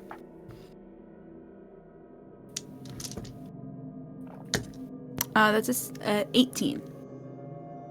Yeah, you pick your way through these tombstones, these gravestones, some older than others, and you kind of lift your gaze from kind of the immediate surroundings to the very edges of the graveyard, to the tree lines that like back and extend away from the fences that encompass these grounds. And you notice kind of towards the very back of this area is a very overgrown, obscured area where tombstones kind of like start to crumble into kind of just like mounds and like rain-washed rock. These headstones are kind of like draped with like this like thick ivy and these like pale lichens, and whatever names were once carved there have been long ago weathered away. These rusted iron fence at the back of this area is kind of like twisted and bent, and they encircle some of the very oldest graves. The kind of like spiked tips kind of cast these weird elongated shadows through the heavy fog that now settles here. This part of the graveyard does feel quite different to you. As someone who so recently brushed death itself, this area feels very untouched by living. It's like there is a deeper chill that settles here, and the wind and the kind of like rustling tree branches that move here, they sound like whispers to you, like calls from beyond the grave, and it sends immediate goosebumps like running up over your arms and the back of your neck. It's like the earth here itself refuses to let whatever lies here, whatever is contained here, fully rest.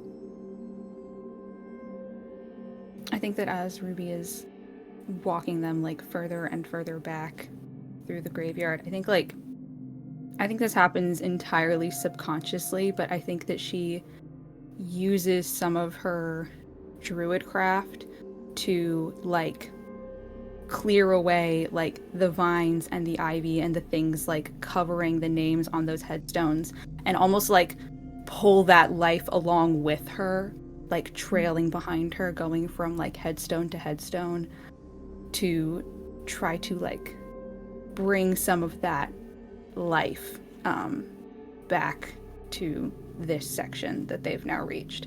So there's kind of like just like a carpet of like grass and ivy and wildflowers that is sort of manifesting in her wake, that she brings with her. My next question is, how do you set up for this seance?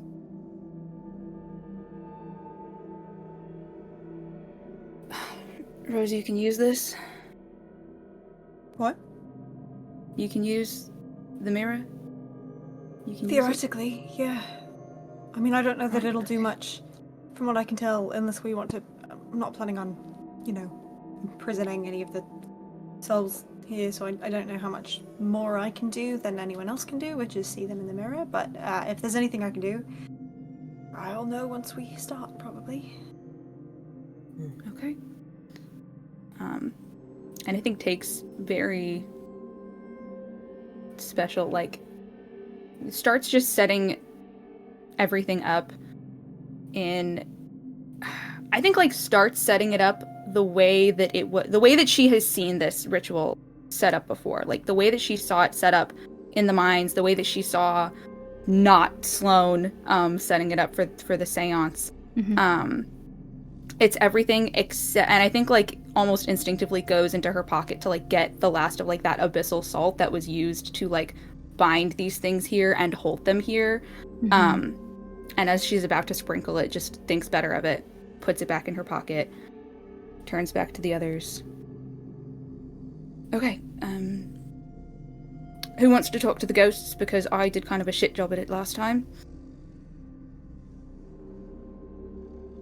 I do want to take a moment, though, and also remove the abyssal seaweed, because I think it was the seaweed that allowed Sloane to manipulate and control the undead.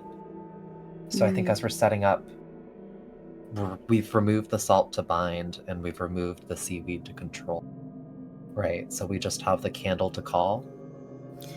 Yeah, the candle also gives you advantage on persuasion and insight checks when communing, and disadvantage on undead creatures who wish to make attacks on you. And also, the person who lights it can fully see into the ethereal plane. Got it, so we don't need the mirror to see. Okay. The mirror is needed for everyone else to be able to kind of see what's going on. Okay.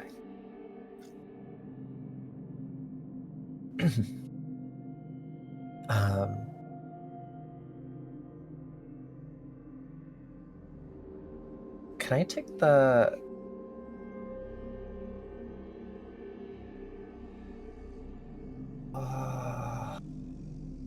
looking at gang, is it okay? Okay. I would like to hold up, like, the last burning embers of, like, the cigarette that I'd lifted earlier. You've just And been look chain around. smoking since then. Oh, yeah. Look, 2016 was rough.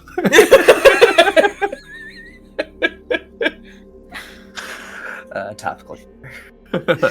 I think, is everyone in positions? Or is everyone sort of set? We decide who is doing the talking. You are? Bree? Are you okay with that? Yeah, I just was distracted. And then I Okay. came back. My brain gone. Great. Before you do this, Rose will make eye contact with you and just kind of give you an encouraging nod of like, listen, this has been a crazy hour, but you can do this, and I'll give you a bardic. It's a D10. Thing.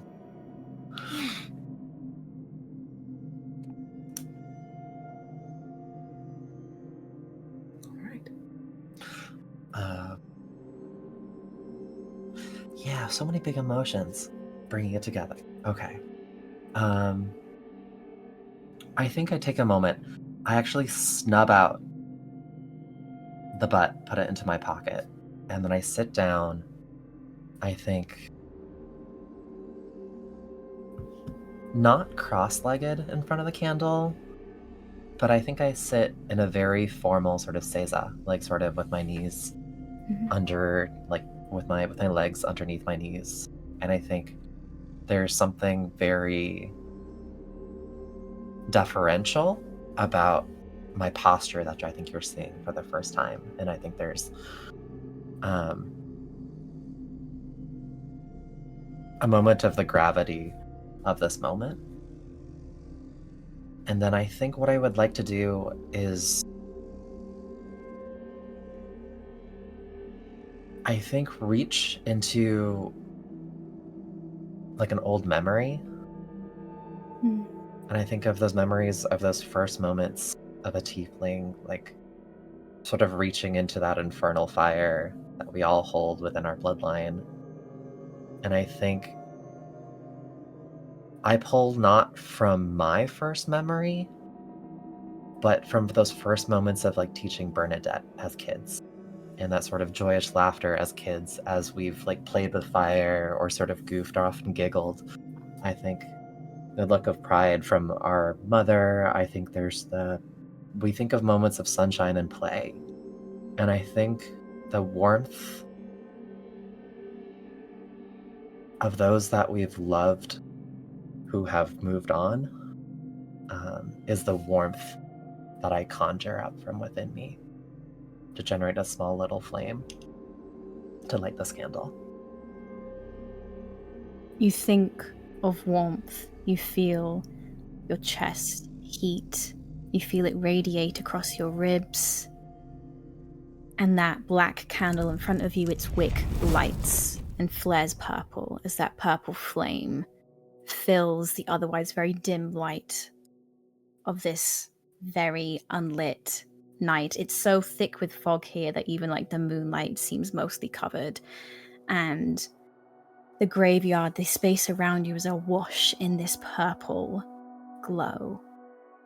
Riva, your vision ripples a little bit and you see beyond the kind of like fabric of reality. You see as though like it's as though like a thin gauze curtain is kind of fluttering around you. Could you make me I believe it's a Constitution save? That D10 saved me because that's a 9 on that D10.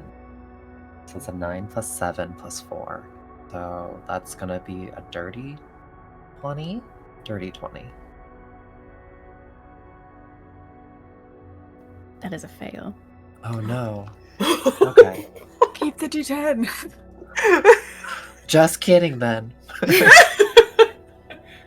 These are high-powered magic items, but as you look into this ethereal plane and you kind of like take a mental step forward into that space between life and death, you feel it sap at some of your own vitality and you take a level of exhaustion.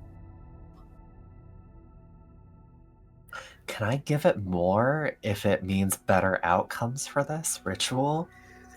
We'll see. Okay. Do you say anything as part of this summoning?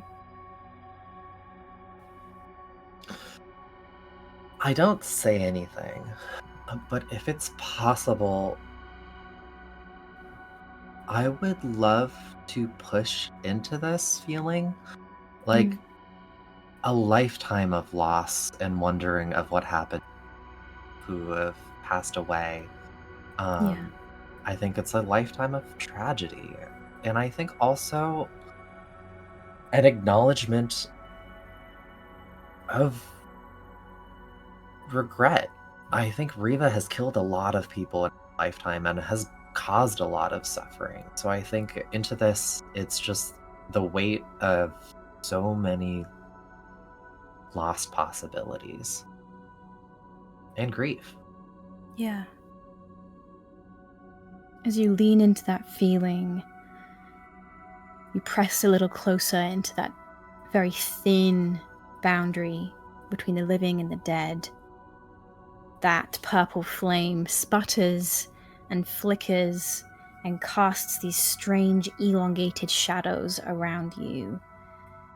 And you start to see in this ethereal plane just whispers of like smoke, whispers of ethereal shadows in the distance, like layers upon layers of them, as though generations of people buried in this graveyard, generations of people, bloodlines you have yourself has ended as part of your own history.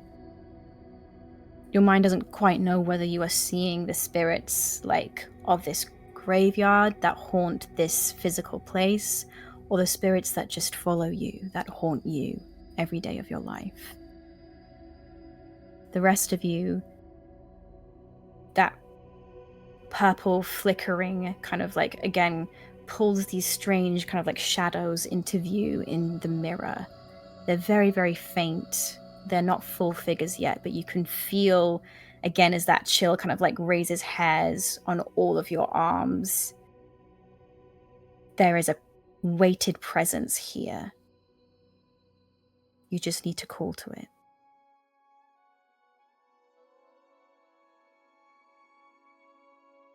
I think Ruby kind of glances at Riva and just says, "Start talking."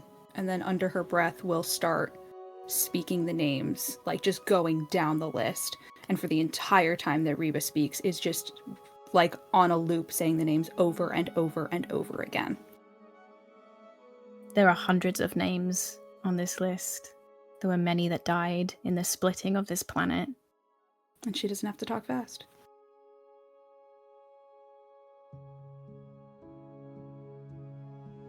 I think in this moment, there's one haunting, thought that I have to push back. And it's one of the sort of... And that's, I think, as she tries to gulp it down, it's when I start talking.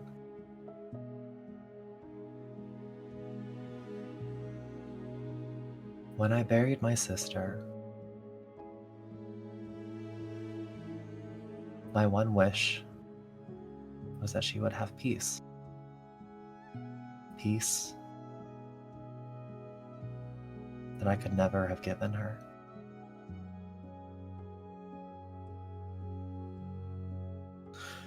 My one solace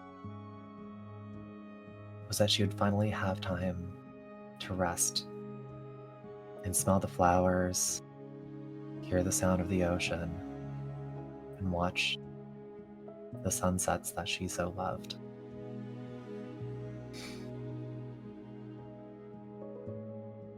Nothing has hurt me more than learning that she hasn't been able to find peace. These names, these souls, your family, loved ones, friends, neighbors, parents, children, lovers. So many of these.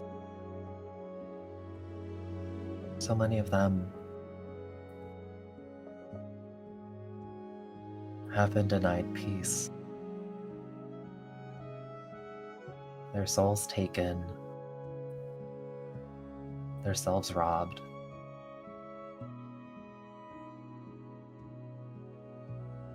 Their fates unknown.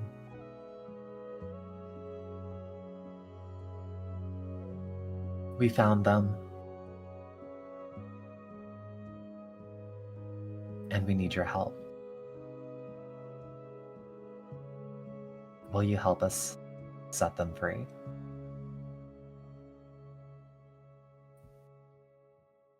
That candle flame flickers again. And as it does so, these kind of ghostly forms also begin to flicker into your view, Riva. And the rest of you in that mirror, you see those kind of like passing wisps form something a little bit more solid. You can't quite make out details of faces, but the silhouettes of these figures look to be wearing the remnants of old mining gear.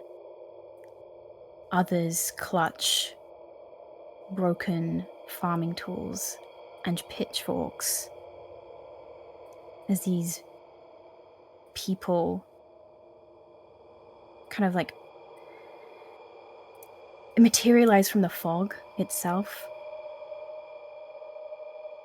But unlike when Bernadette materialized for the first time, and there was that kind of like desperation in her shoulders, in her movements, in her actions, these figures, they feel accusing and dark, as reams of whispers start to filter through the air and shake the trees.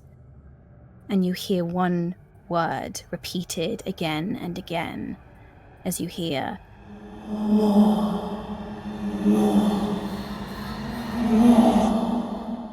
again and again. Reva, you kind of feel like the edges of your clothes snagged at. And you see these broken, angry people start to gather around you, looming over you. Disgusted faces looking accusatorily down at you. Their tools kind of like raised in their hands, and they all look at you with blazing anger. More. What do you do?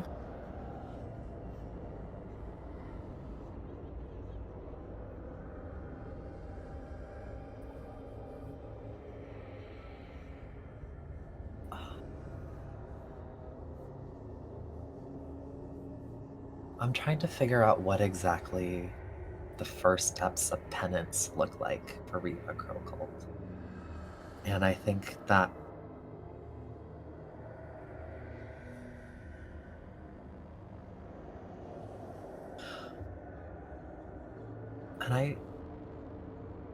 I'm trying to figure it out. Yeah, I'm trying to think this out, because there's a part of it which is she wants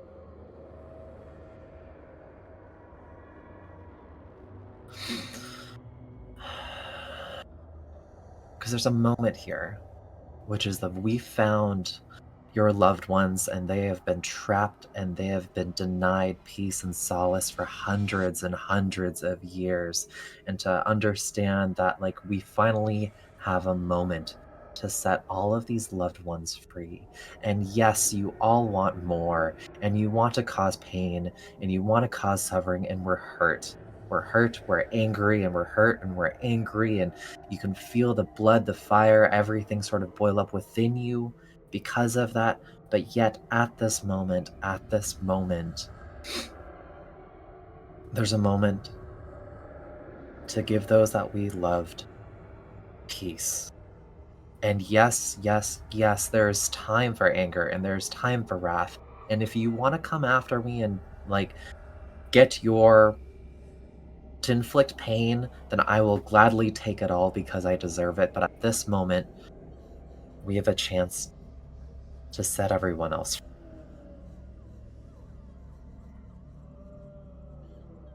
And I think that's what races through Reva's mind. Is yes, there is that desire to cause pain and suffering, and oh God, does she know it well. But that has to take a backseat. Because no matter how much we want to burn and slash and kill, Bernadette deserves to see the sunset. And that matters more.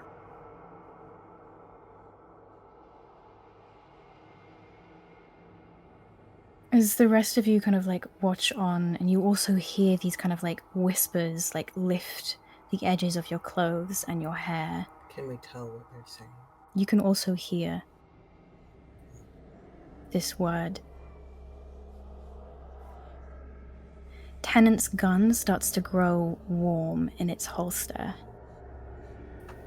And against all the whispers, against this background of demanding for penance, of accusatory, of name-calling, he hears, He's here.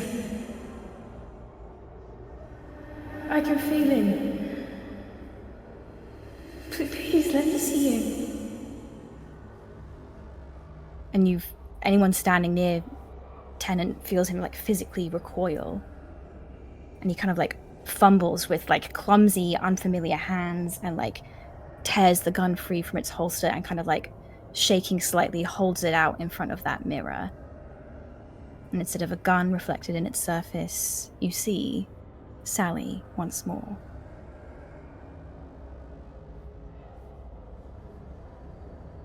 In that mirror, she kind of like holds up her hand and presses it to the glass as if she can make her way out of it. I skip a few names and call her husbands.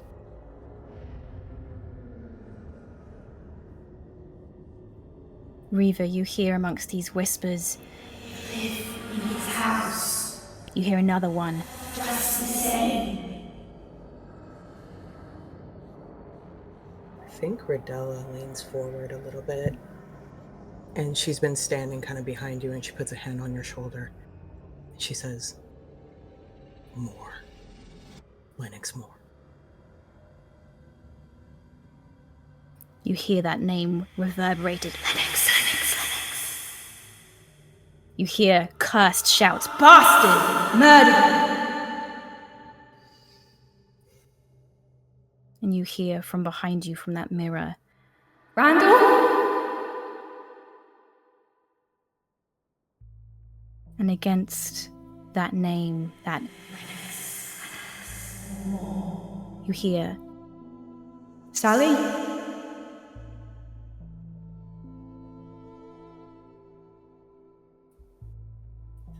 I think I fully bow down, set my hands together, and put like my forehead to the ground.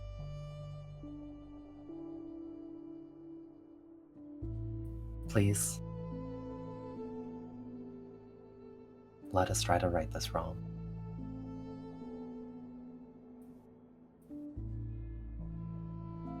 A man in mining gear steps forward, a helmet lopsided on his head, a large chunk dented and ripped out of it, the flashlight at the front of it, the glass in it completely shattered. He has heavy brows and a thick mustache. And he steps forward and he takes a knee in front of this mirror, and a spectral, ghostly hand reaches out. And again he says, Sally. And in the mirror, Sally reaches up, and they just are centimeters from being able to touch. A sob kind of escapes her throat. Can you just not let me out? Can you let me out? Can I ask, being attuned to this mirror and now in the presence of spirits, like, do I have any sort of idea of, like, my power to both, like, entrap and potentially release? Like, does it feel like it would be within my power to, like, yoink her from the gun and then pop her out and release her in this moment? It does, yeah. Okay. I think that Rose kind of clears her throat a little bit, and then, like, even though it doesn't make sense, I think there's an instinct to just go and, like, rest her hand, like, over Tennant's on the gun. I just, just give me a second. I'm gonna put you in the mirror and then I'm gonna let you out. Okay? Is that alright? Sally from the mirror looks up at you and goes, will that work? Can you do that? I think so. I haven't done it before, but I think I can.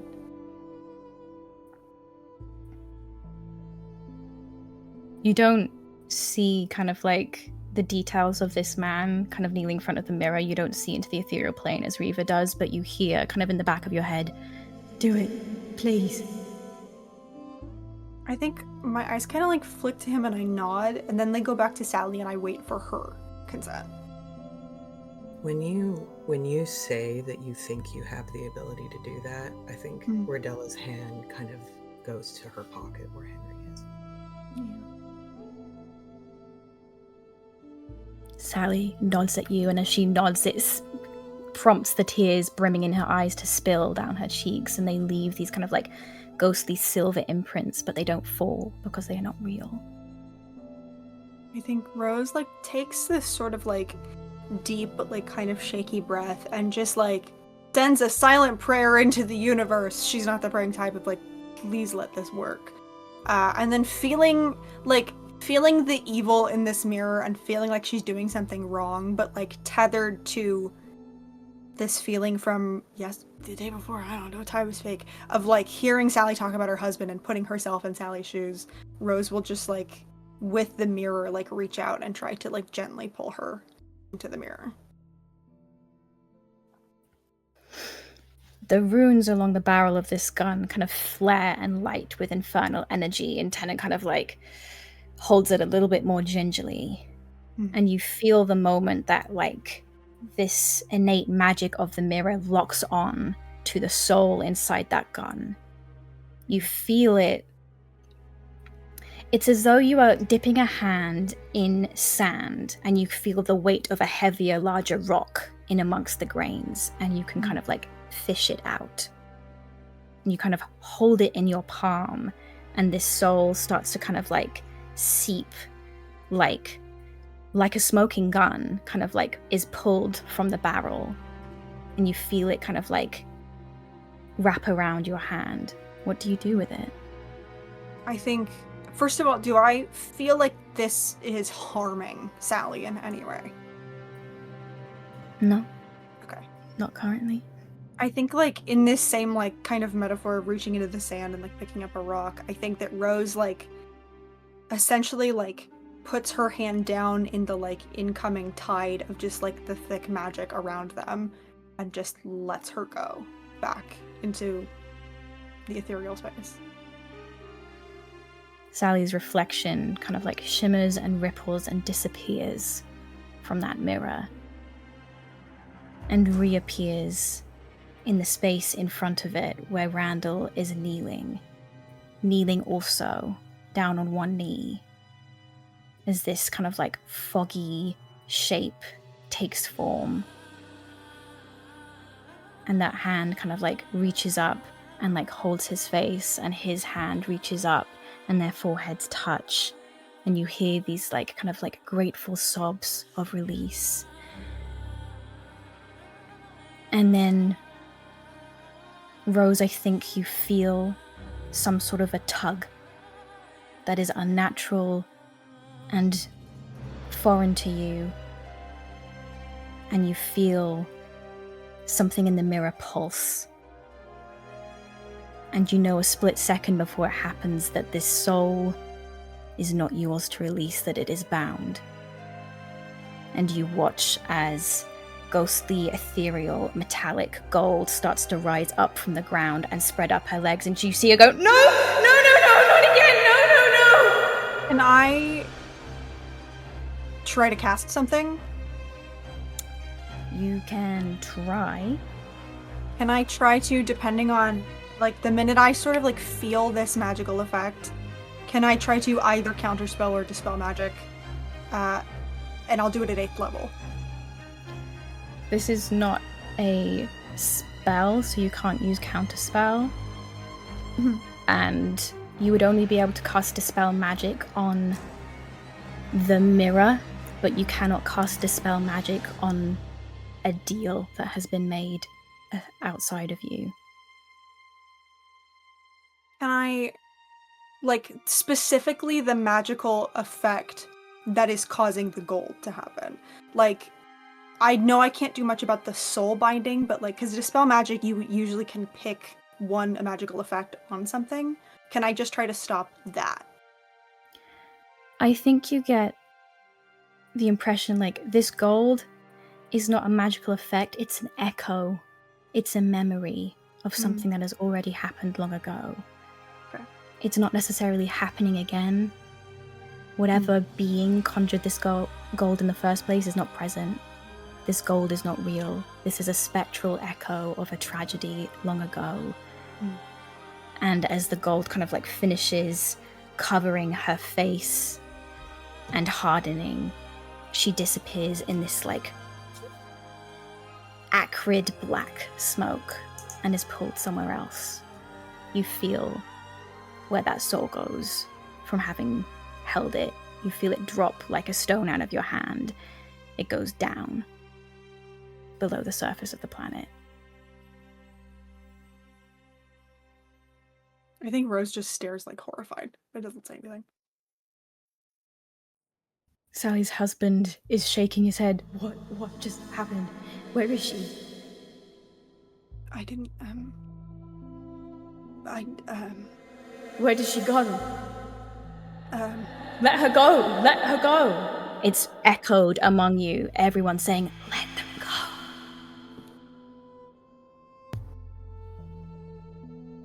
think Nadette is gonna turn to look at Riva and kind of give a look of like, you wanted to talk, now it's the time to talk. I think I get up from, my kowtowing pose. And start to explain. And I think I want to tell this. This is where.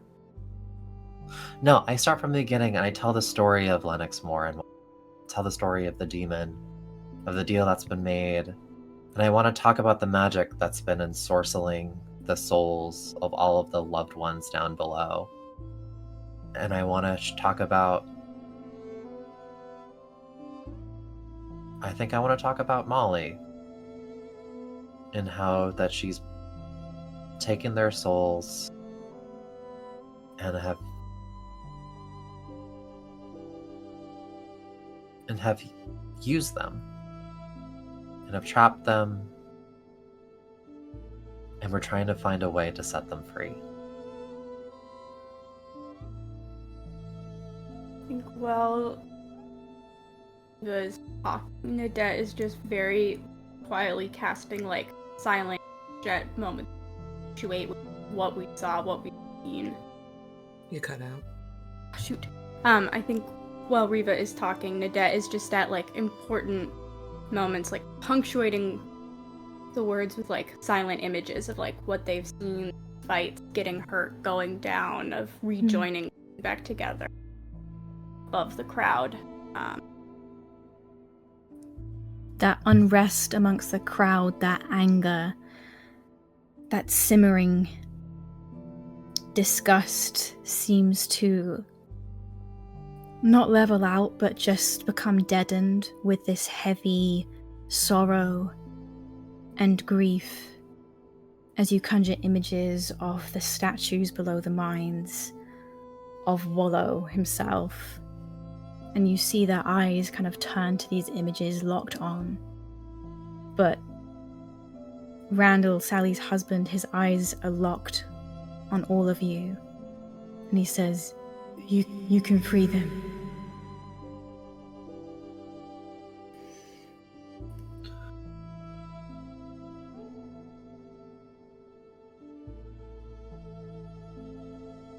With help. And I want to look at Randall.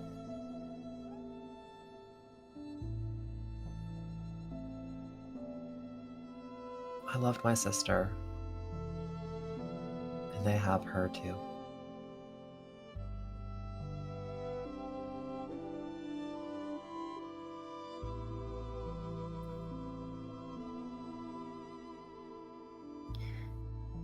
We started a rebellion we weren't quite able to finish. So let's finish it.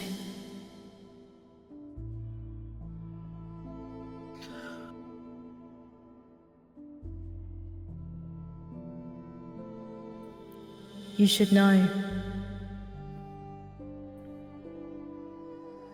Whatever strength we might have, it's bound to the place we fell. But, you light that candle again when you need us. We'll come.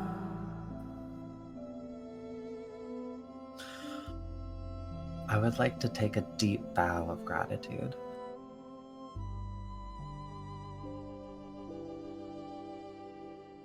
And as I come up, thank you.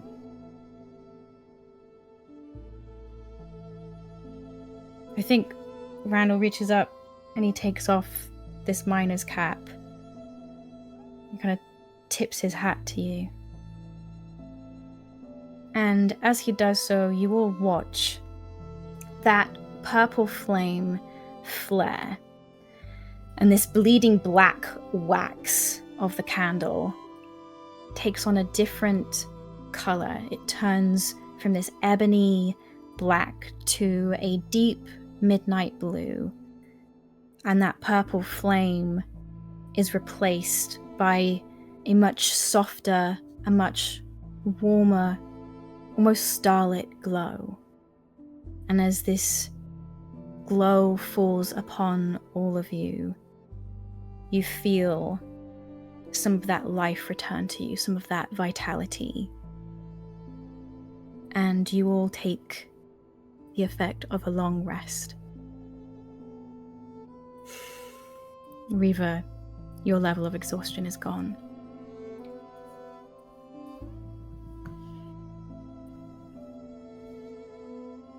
I think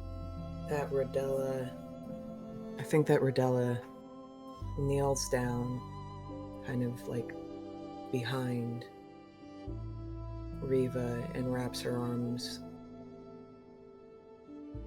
around her, having just witnessed probably one of the most vulnerable acts she's ever seen from this woman. And I think she just kind of like rests her head by your ear and just says, "We're fixing it."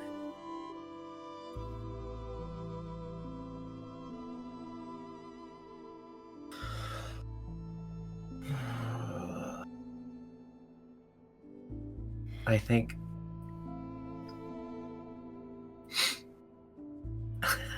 I really rely on you at the moment as I lean into you. I know in this party that Reva's not the one known for hair changes, but you can see that definitely going gray. Randall nods at you, Reva, and he nods at that candle and goes, "Light it and we'll come."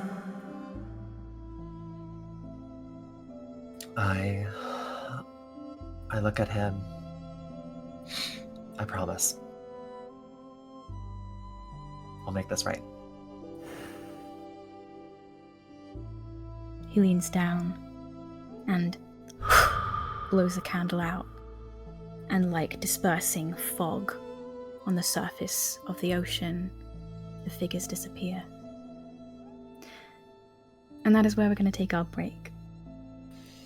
Join us again in 15 minutes.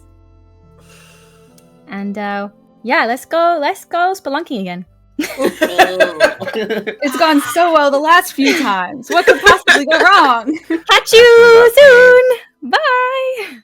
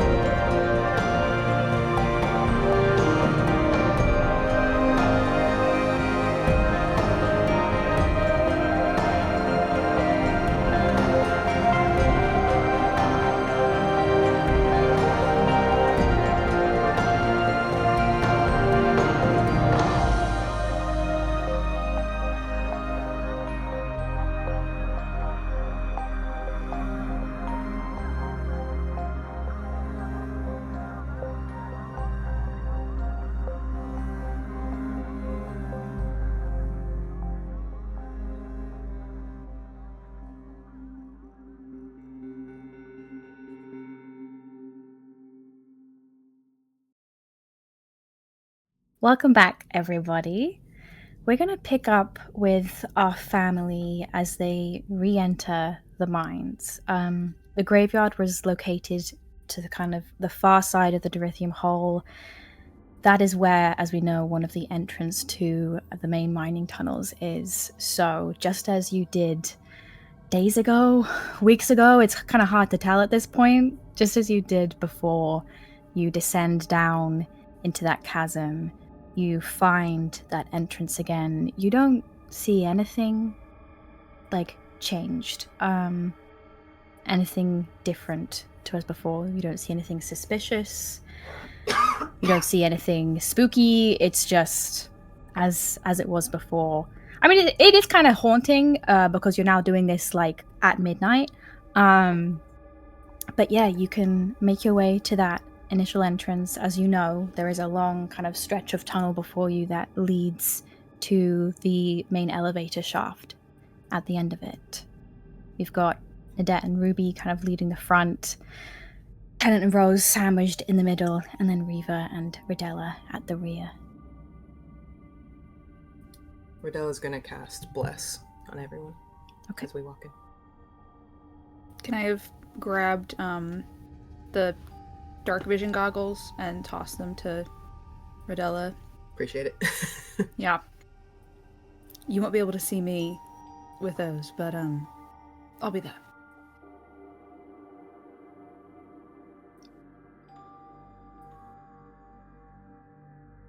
I think as you kind of walk through the tunnels, Tennant's got a very tight grip on your hand, Rose, and you kind of like squeeze it twice. You okay? I think Rose, who has not really looked okay since Sally was taken, just sort of like does the one long squeeze back of no, but like gives him sort of like a half reassuring smile of like, yeah, well, what am I gonna fucking do about it? Squeezes his hand. And I think actually like kind of half snapped out of her thoughts will like with her other hand like try to rub like some warmth back into his arm, and I'm gonna recast Death Ward on Tennant just while I'm thinking about it. Sure. Before Thinking of we end, sorry. That's okay. I think he just like kisses like the palm of your hand. A lot of silent kind of like reassurances and communication, but it's almost like he's afraid to like speak or raise his voice in this environment. Yeah. Before we are really going to the cave of Nadette once again, updates the extended family about where they're going and their whereabouts, and then we'll just text Sam separately and like, going into the caves, we're all fine, but you probably won't be able to reach me, but again, everything is fine, and sends that. You get a text back, ghost on me? Sick. And yeah, you can make your way along this tunnel. Are you doing anything, talking about anything as you make your way? You know at the end of this tunnel is the elevator shaft. Do you do anything before you get there? I think Rodella's going to cast use her eye for see invisibility, just to keep an eye on the ethereal plane and anything that might be approaching. Like to keep an eye out for any potential traps that have been set, knowing we're on here.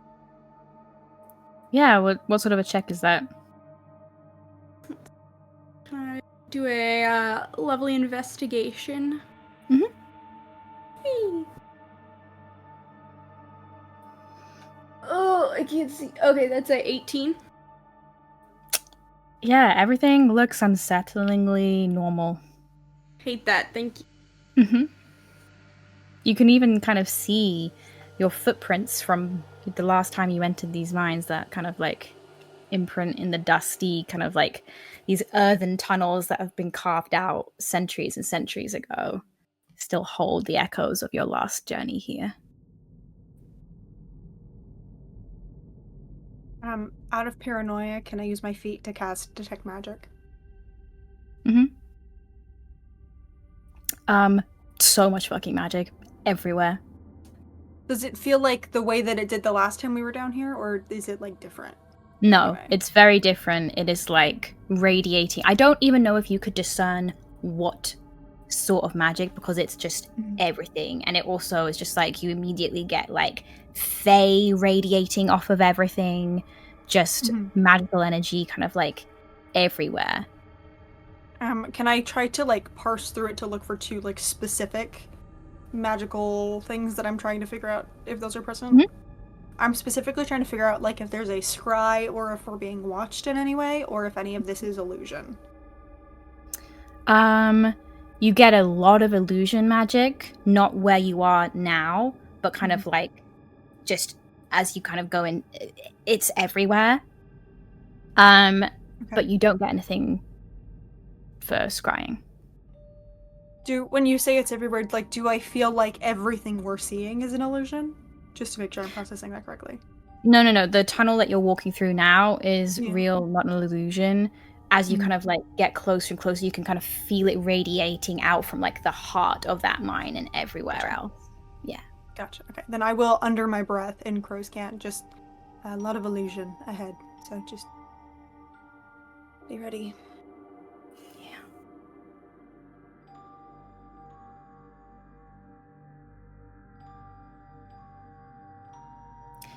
You make your final few steps and you are in front of that rusted elevator that you took your descent down before.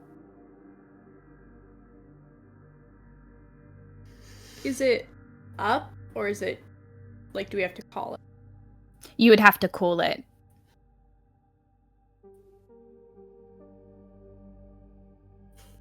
Yeah.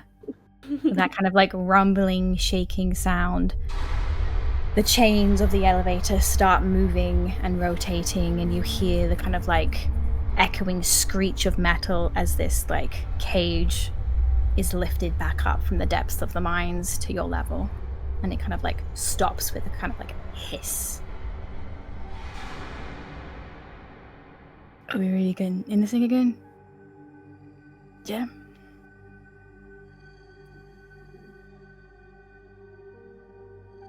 At least you got a better way down. Well, we don't have time to dig, so...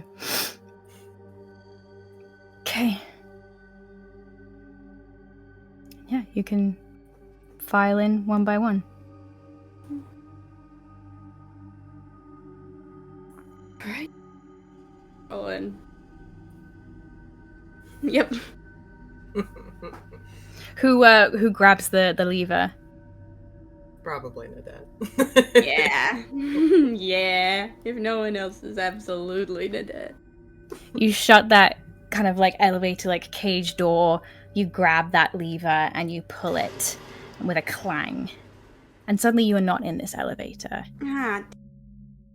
You are standing on a shifting, swaying bridge with these kind of like rotted planks held together with these like frayed, fragile looking ropes over a dark, endless chasm. It Just is me, narrow and are we rickety. all No, here? every single one of you. As soon as that lever was Okay. pulled, you are all on different planks of this bridge, lined up in a line, despite how you were crowded together in that elevator.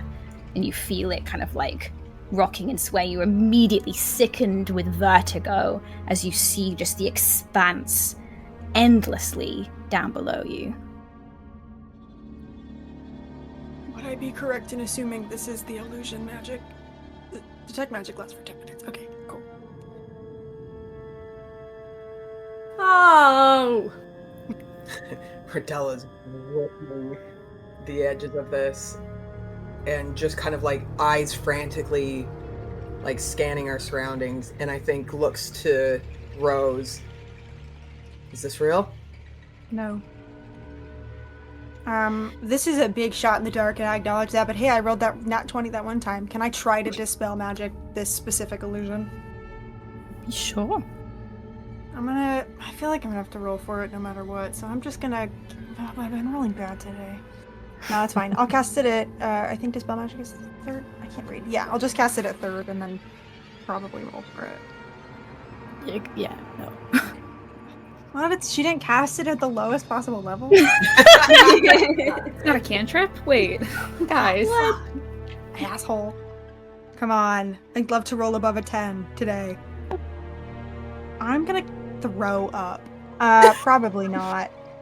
That's a... What's my modifier? It's an 11. Oh, But the dice. I'm and gonna dice throw right all below. of my dice in the garbage. Like, you reach out, and it's as if the oppressive blackness of this chasm swallows up that magic you've tried to reach out a hand with. And as you do, the whole, like, chasm, the walls of this huge empty space start to rotate. And you feel almost like a rotisserie chicken on a spit, as like your whole surroundings start to rotate around you. The planks and the rope start to break up and send you off floating separately onto different little sections. You are all split apart from each other. Rodella, My eyes are closed. could you make me a dexterity saving throw at disadvantage? 18.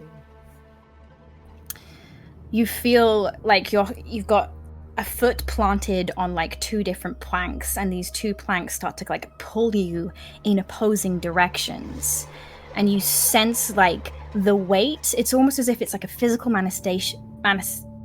What's the fucking Manifestation? manifestation? Manifestation? That's Does that what I said? That's Yep.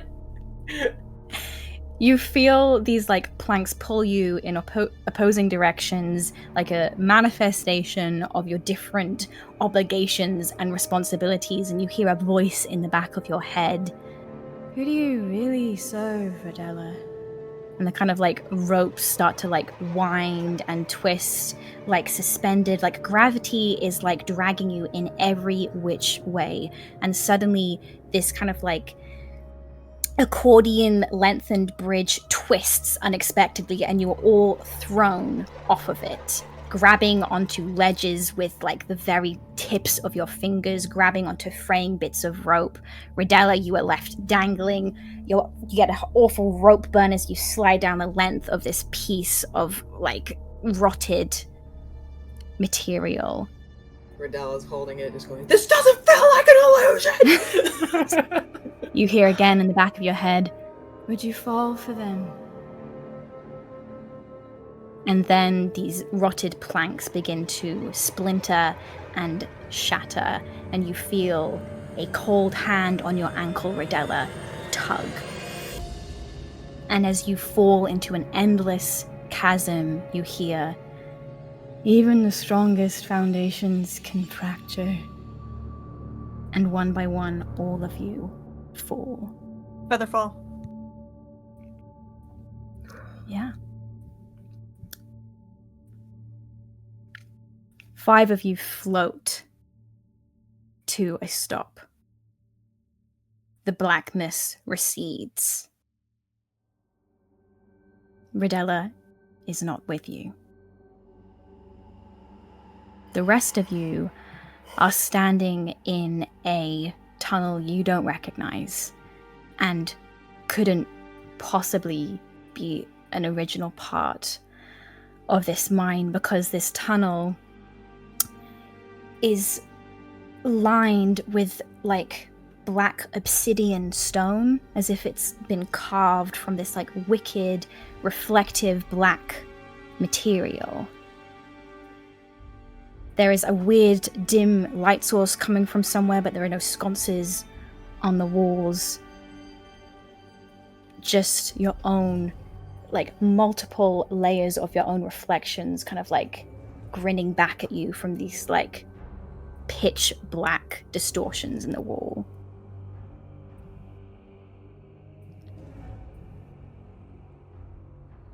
Tennant himself hears a voice, hears layered whispers, quiet criticisms, jabs in the dark. And then one voice rises above the rest. All of you hear this, and Ruby, you recognize it as your own voice. As you say, "Where were you? Why couldn't you save me?"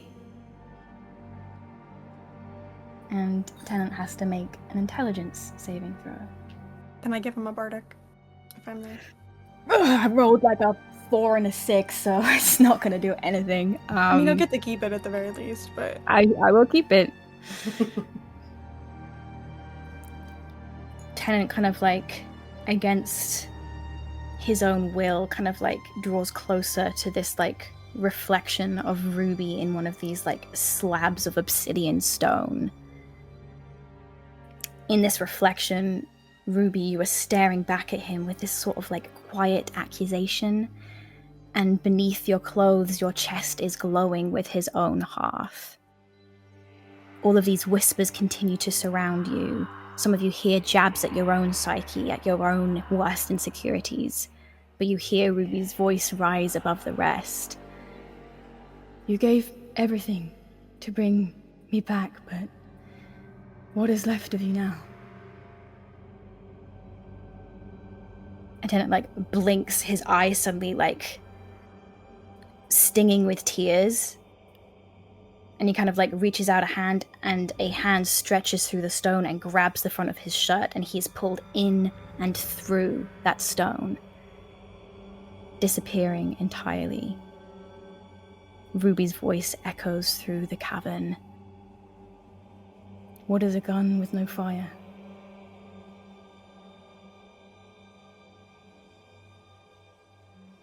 What do you do? Are we able to do anything as that's happening? He's gone. I was holding his hand. You were holding Tennant's hand? Yeah. So he's kind of like pulled through this stone, and it ripples like a reflection, and you feel your hand pulled in after him, and it kind of sinks kind of up to your wrist into the stone, and then you just feel that like break of tension as it kind of like seems to disappear. But your hand isn't like stuck in the stone at all. The stone continues to kind of like send ripples out from your wrist, and it ripples again and again and again, like a large kind of boulder dropped into a surface of water. And then this black obsidian stone begins to like drip and melt and seep and begins to run from the walls and starts to pool into this liquid combination of inky blackness and melted stone at your feet. Does anyone say anything? Do anything? I think that Rose, under her breath, says, "Fuck this." And I'm gonna pull out one of the potions of true seeing that Sloan made for us, and I'm gonna drink it. Ooh, fun. Let me go back to when I made these. Oh gosh, I don't know when this episode was. Give me 2 seconds. It's okay. Take your time. Yeah. I think I actually, for some reason, I have 3 on me, so I'm gonna take the other 2, and I'm just gonna shove them into Ruby and Nadette's chests as the 2 other magic people that are here. Pop the cork and take that thing immediately. Roll me a d4. I'd love to do that. That's a 1, fitting for the day. Oh, this is so stupid. Okay. This just lowers the tone so much. For the next hour, you see not through illusion, but through the clothes and armor of everyone around you, who appear as if wearing only their underwear. And so I don't get the true sight. No, I'm so sorry. Do I get to roll for it? What? Hello, please. If you take Please. one. Yeah, pop the cork. I'm chugging that thing. I'm sorry, begging. The 2? Oh my god, okay. Oh god, I'm scared. Somebody in the family needs to marry a real potion maker. Yeah. Yeah. Maybe that's what Sam could pivot to. Yeah, please. There we go. For the next hour, you gain the uncontrollable habit of loudly and automatically naming every object, creature, or person that you see. Oh, fuck off! Are you kidding me? That's so stupid! I hate it. Okay, great.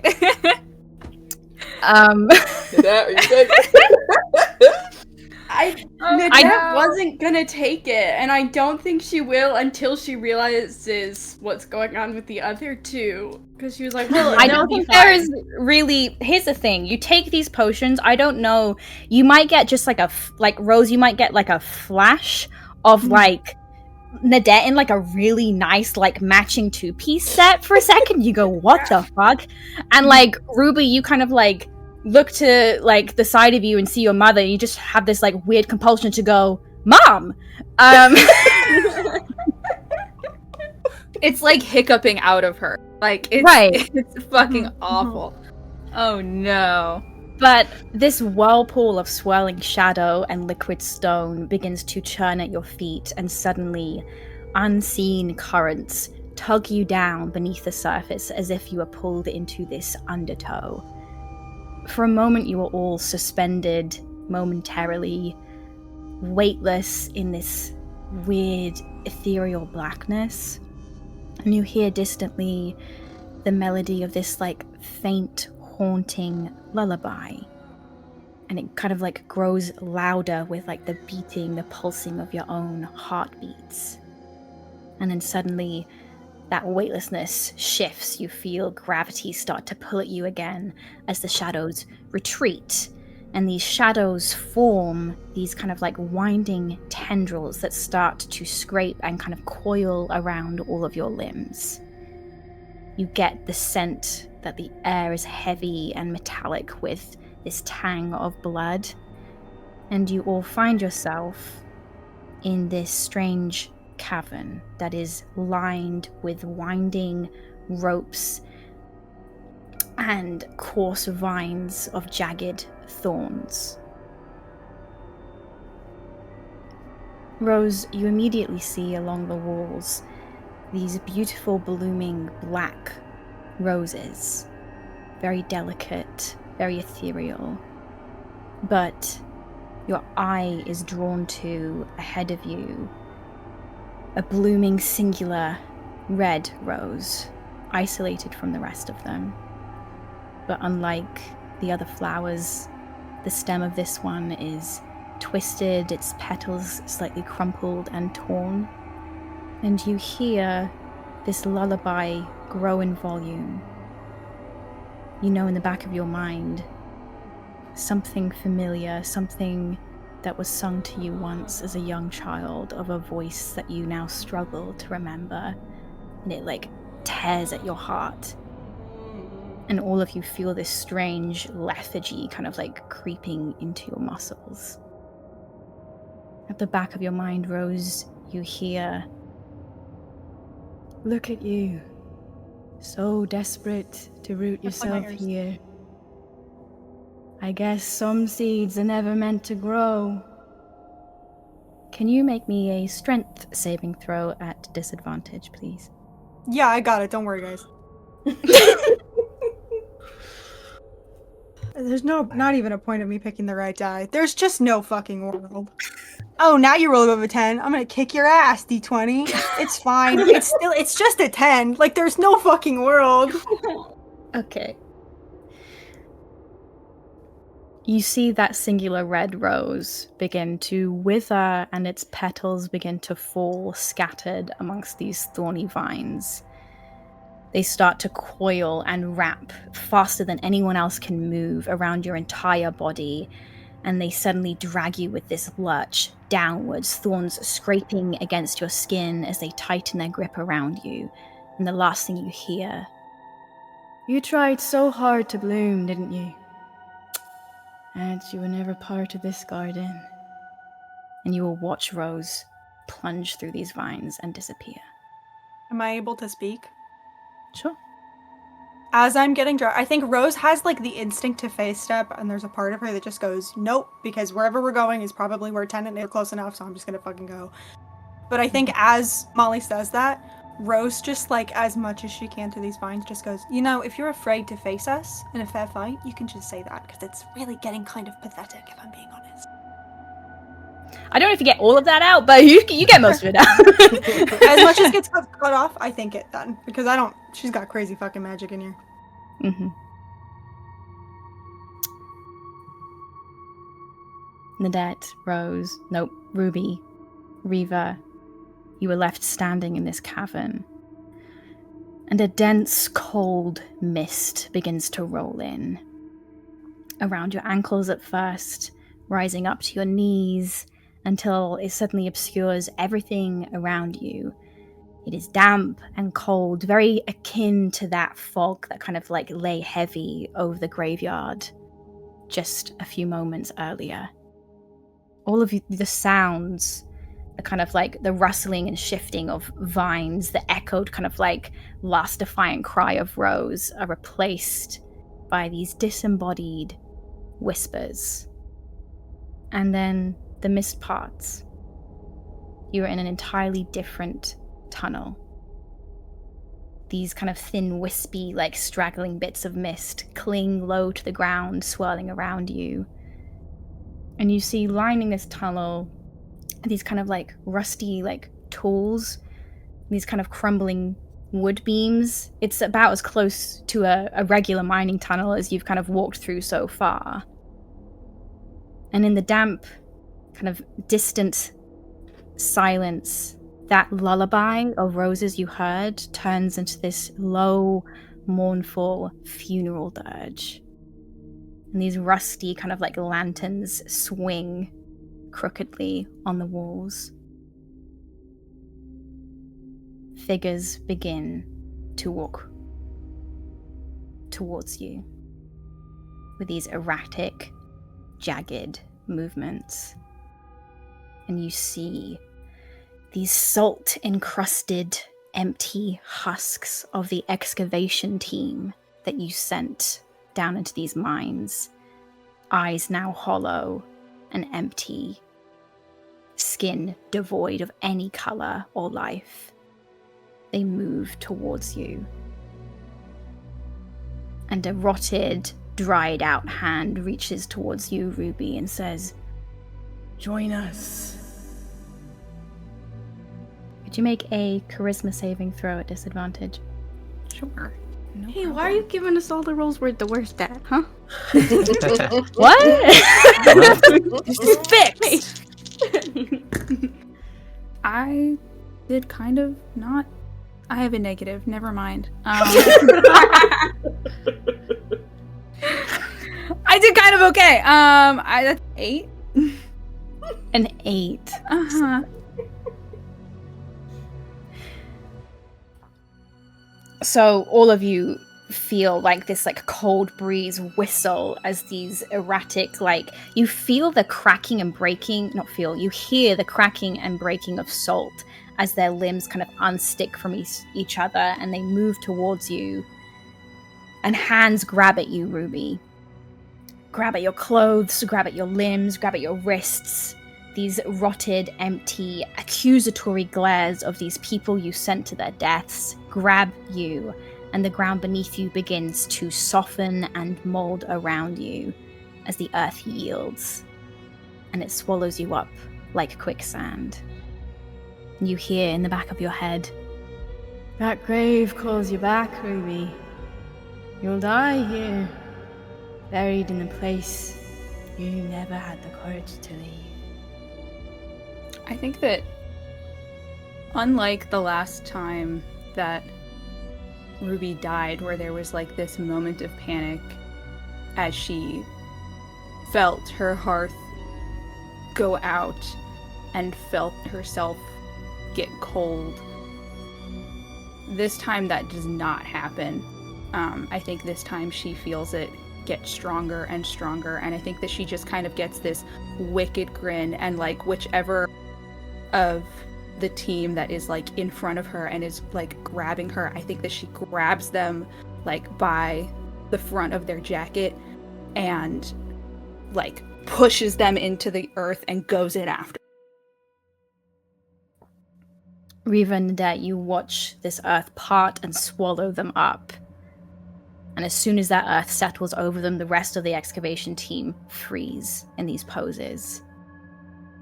And all that's left behind in that slightly softened earth is a tombstone with Ruby's name on it.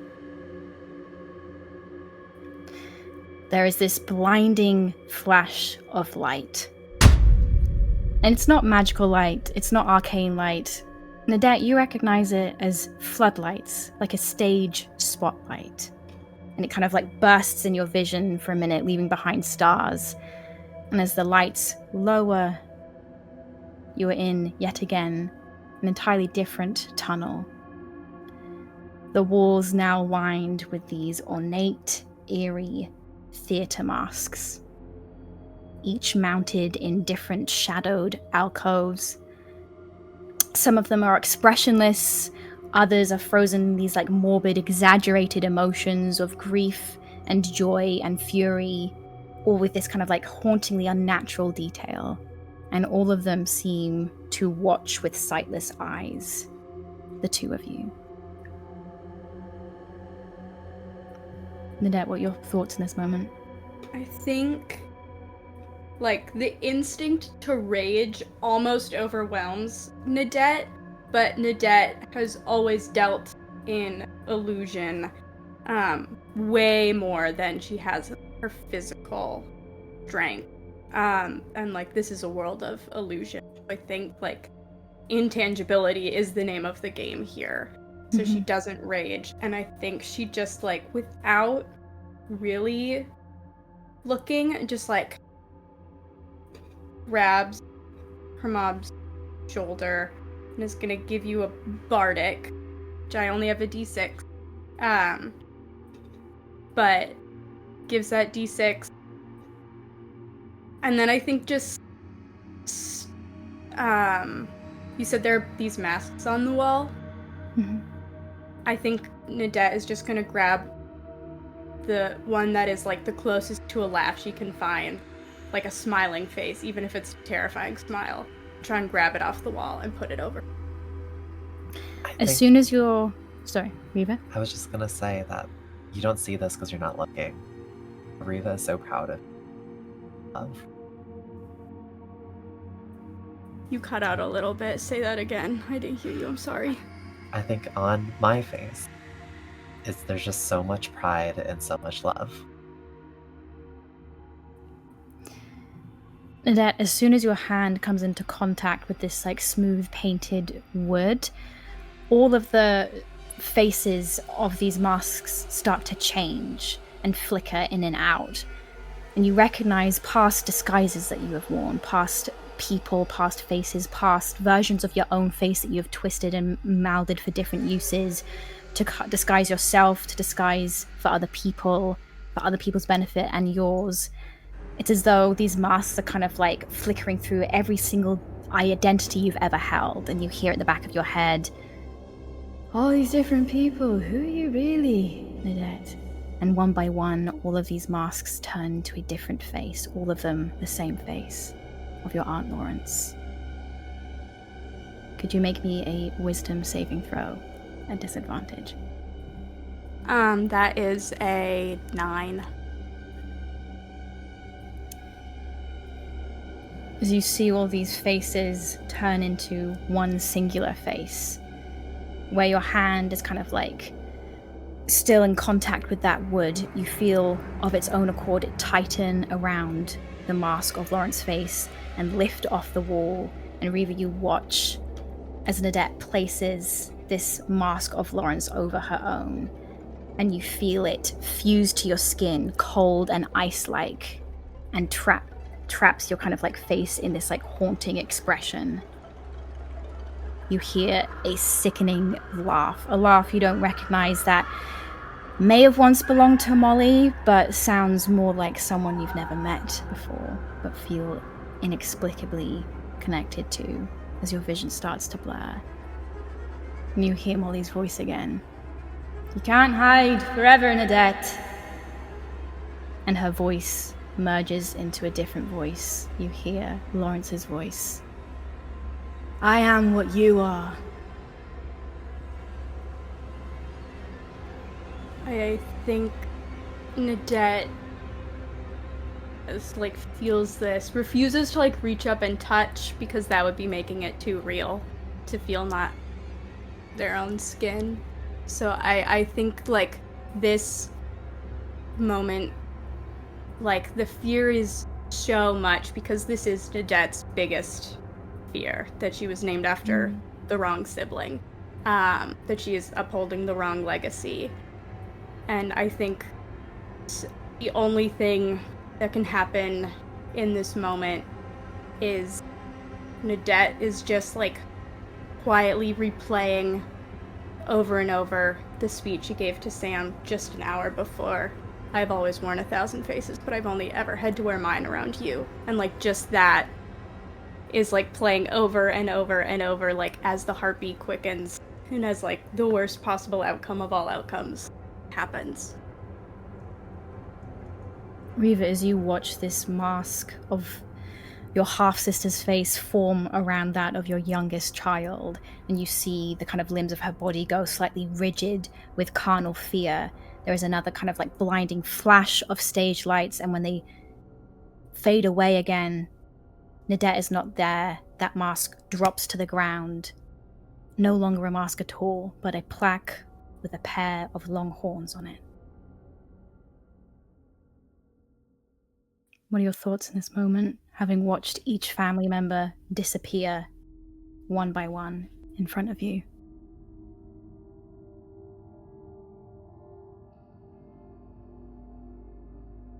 In this moment, there's an eerie calm and a warm sense of faith that I feel. And I think there's a little devilish, mischievous little smirk. Or a little bit sort of like, I struggle for a moment just to hide, and I feel like a sort of like a cheek lift, and then kind of like put it back. Because I think the thing that brought Molly and Waylon, I think to a certain extent, was always fear, right? Waylon relished in it, but Molly was always trapped in it. And in many ways, I don't think Molly ever saw a way out of fear. And in some ways, at the bottom, I know that Molly thinks fear is the most, but I know that my family, each and every one of them, like has what they need to confront their fears and move on, and won't let fear trap us. I know that in my heart of hearts. And I think that fact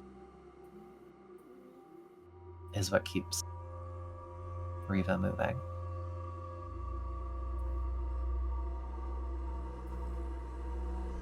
You go to move, you go to take a step forward, and you find you are unable to do so.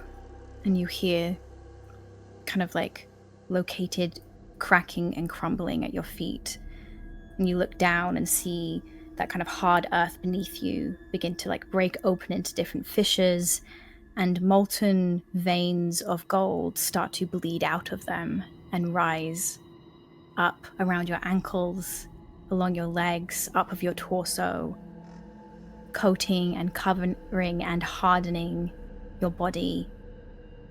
And as they kind of like cover your eyes, you hear that last final like crack of earth as it gives way and you start to fall. I think as the gold like wraps around my face, I think I do allow myself to smirk and let that be frozen. You land with a kind of like bone-shuddering jolt onto a hard ground. No longer immobilized, no longer covered in gold. The gold was never there. You are in absolute pitch blackness.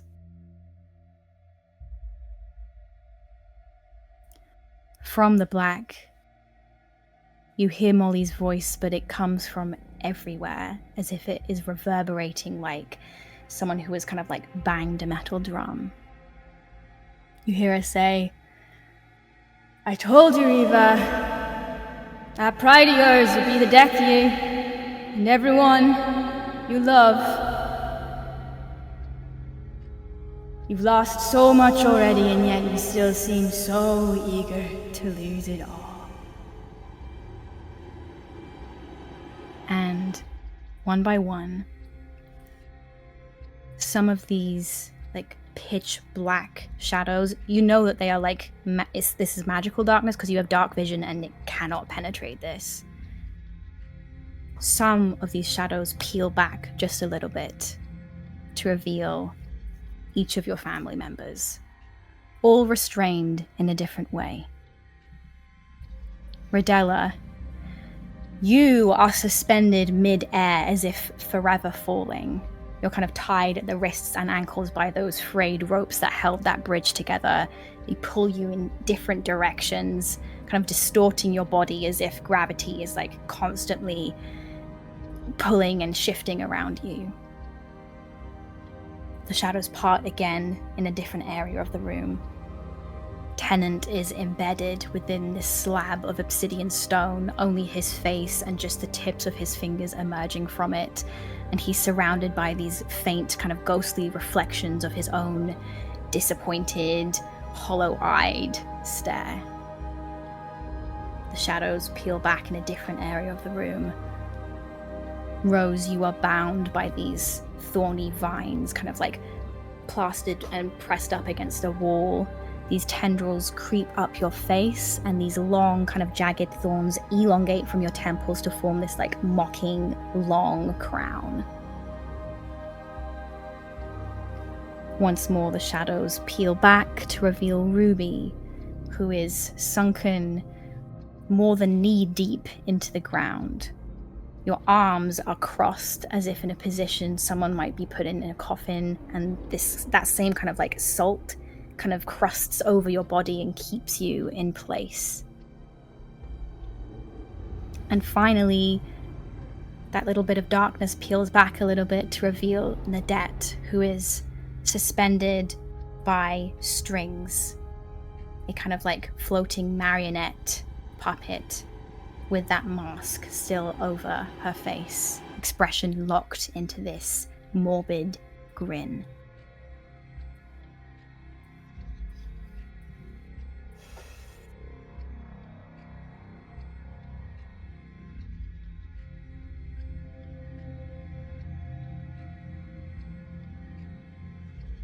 As I take all of this in, what I want to figure out is how much of this, like,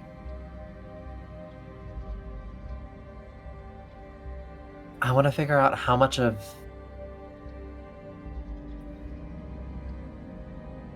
everyone is there, if that makes sense, or is everyone battling their own moment? Do you I'm mean trying to figure out, like, where are we of like what's around us? Or is it physically like, are they here in the room with you? right. Sure. Would you like to make an Arcana check? Can I, instead of Arcana, start by approaching Rodella's suspended form? Can I move? You can move, but as soon as you kind of like take a step, kind of like the shadows close back over and you're in pitch dark again. Okay. So then I'll take a step back so I can take it all in, and then I will do. You cut out, I'm so sorry. Oh, I am so sorry. I take a step back so I can take it all in, and I do want to take that Arcana.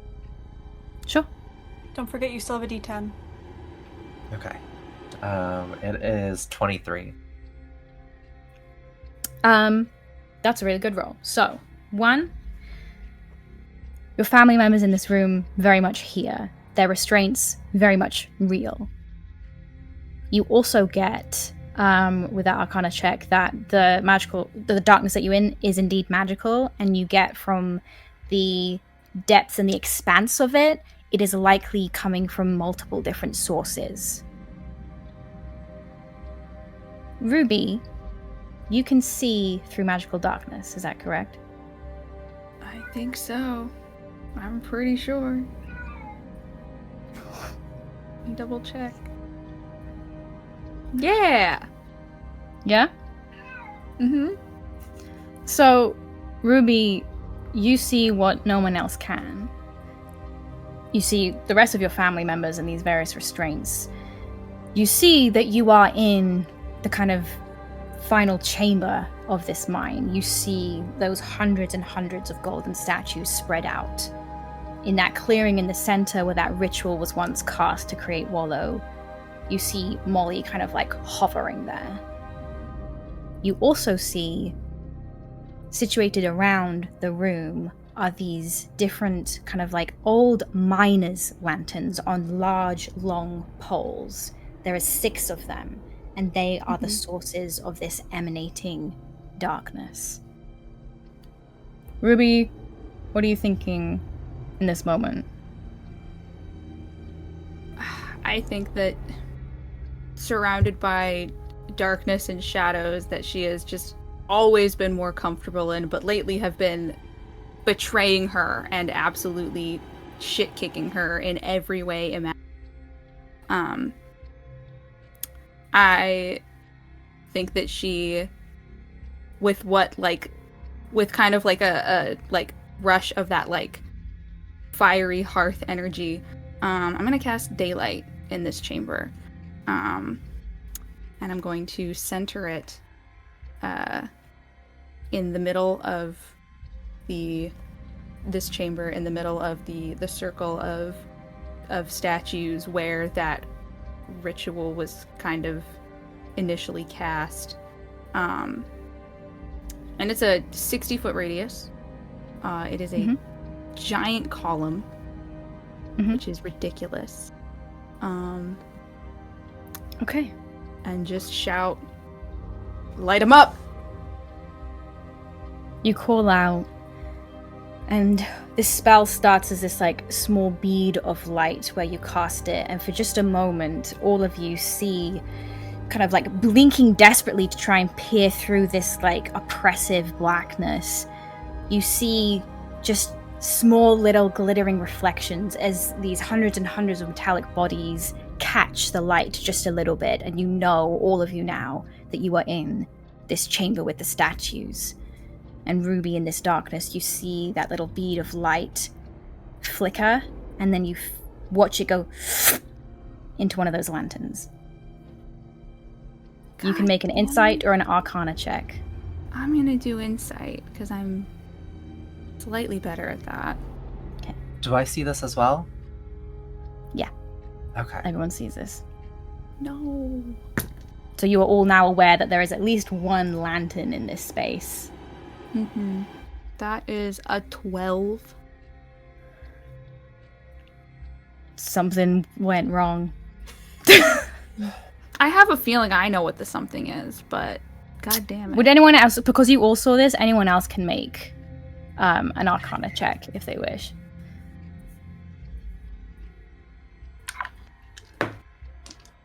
That's a nat 1, so. I also got a nat 1. What the fuck? Got a 15. Yeah. Any better than a 15? Okay. Can I take a stab at what I think is happening? Yeah. Because I Sure. understand that. I mean, the daylight spell will only cancel out magical. The darkness was cast at a 3rd level lower. So I think that there's just the magical darkness is. This spell is not powerful enough to overcome the magical darkness that's in this space. So we gotta get the lanterns first. Is what I think is happening, and Jess doesn't have to confirm or deny that, because that's just a thought that's inside of my head. I think it's a logical conclusion to come to. Yeah. Thank you. There are other things going on here. I don't. Okay. What did you get, Rose? 15? I say with a 15, you don't know. You can probably ascertain a guess that there are more than one of these lanterns around here. You can only visibly see the one that it was pulled into. You know that this lantern is emanating magical darkness. You also get the impression, as you just kind of feel the kind of shift in magic in the air, these lanterns are kind of giving off anti-magic fields. You cannot cast magic in this room whilst these lanterns are active. Okay. And you just hear this like resounding cackle, like glorious witches cackle, as Molly just goes, "Did you think it would be that easy? What are you playing at? You always come so unprepared." Can I ignore these statements and just beeline towards that lantern? You Because can we try. saw the flick of light just sort of like flash right into this location, Sure. so we know that there's a lantern there. I would like to just move Yeah, toward you that can. location. You can try. Okay, can I? Yeah, you start to move towards this lantern, and one by one, these golden statue heads all turn towards you. I keep on going.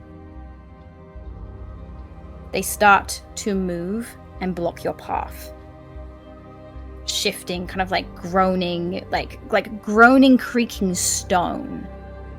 They draw in front of you, forming a wall of statues, like hundreds of people deep between you and this lantern.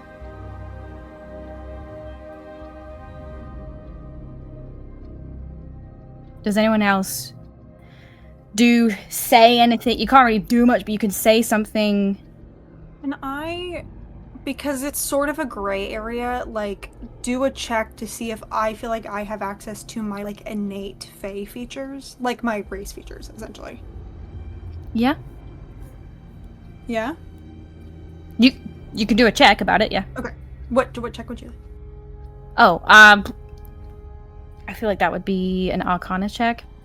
Okay.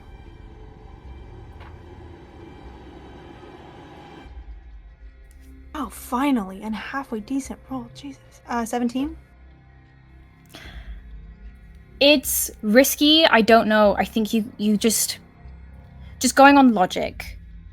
Mm-hmm. Molly is Fae as well. The level of magic she has set up, not just in the wider minds, but in this room itself, is heavy and oppressive. You're not quite sure, but it's not just like... You don't think that this would just extend to, like, material magic. Like, this is, like, an oppressive, like, weight. You kind of, like... Once you start thinking about it and tapping in, you do feel your own innate Fae magic, like something kind of like has like a fist around it. Okay. I think Rodella, suspended and being pulled in different directions, feeling absolutely frantic, just like screams out at Reva, like, "Light the candle!"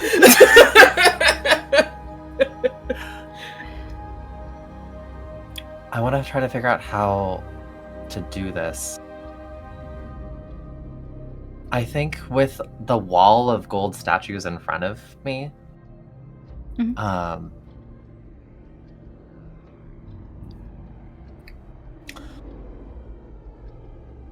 I want to, in the space of all of this like magic dampening power, I want to pull from like within me, like, my fear of Rodella's reaction to learning that I had killed Henry, and my sort of like my fears there, and I want to pull from my like fears of Tennant like growing to hate me, my fears of losing Ruby, my fears of Nadette, and like and the fact that she would move on and find something different and then like disown us as a family, my fears of, I think, Rose, my fear of Rose not feeling loved and part of this family. And I think I want to take all of those fears and then I want to take all of this sort of like whatever, all of I think my love for this family. And I want to take all of that love,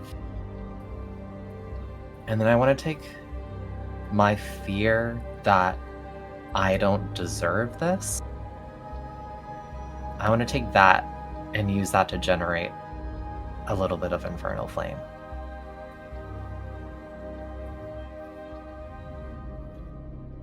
You draw on this like hearth inside of you. You again feel that kind of like oppressive weight,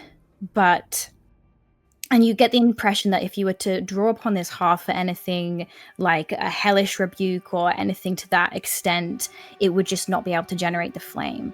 But you ask just one small thing of it, one small spark, and you withdraw the candle from your clothing, now this midnight blue, and you light it. And this soft little like beam of starlit glow catches. And there's this like long pause as if like everything in the room collectively holds its breath. And then Molly again just starts to laugh. But as she does so, like drifting fog figures start to roll in. You all see this because these figures have this like very slight ethereal luminosity. They kind of like part the darkness just a little bit as they move through the cavern. 5 people, 10 people, 20. Reams of them start to flood the cavern. You spot Reva, the figure of Sally's husband, with that kind of like big miner's helmet on his head, and he gives you a solemn nod, and all of them start to make their way towards those miners' lanterns stuck against the wall. And I would like everyone to roll initiative. 30 to 25? Okay, 25 to 20. Okay, 20 to 15. 17. Okay. 17. Mom! Kiddo. 15 to 10. 13.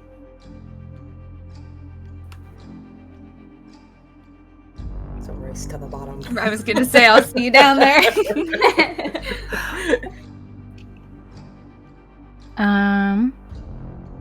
And then Ruby, what did you get? 9. And Rodella. 3. Oh, you win! Good job! Okay. We're gonna do combat slightly differently. I'm gonna send you all a doc, but to give you an initial overview, this is gonna be something I'm calling like progress initiative. And for each of your turns, you have the opportunity to take one progress action, which furthers a specific goal. Your primary goals being breaking these lanterns and breaking out of your restraints. So to break a lantern, there are 6 total. 3 progress actions are needed per lantern. To break out of your restraints, 2 actions are needed per family member. Okay? Let me send you a doc to help you keep track of this and let you know of specific rules. So, for example, for the first lantern, obviously only Reva and the spirits can take a progress action towards breaking that first lantern because the rest of you are restrained. Those restraints can only be targeted after that first lantern has been broken. The spirits collectively can only target 1 lantern at a time, but because there are so many of them, they can make 3 actions at once. Once you are freed, you can use your progress action to break a lantern, help free other people, or you can do something else.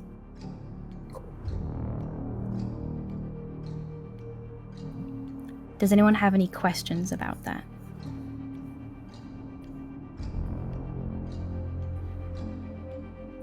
So, just as a quick question, so Yeah. does each lantern correlate to a specific set of restraints? No. Okay, so it, like, got it.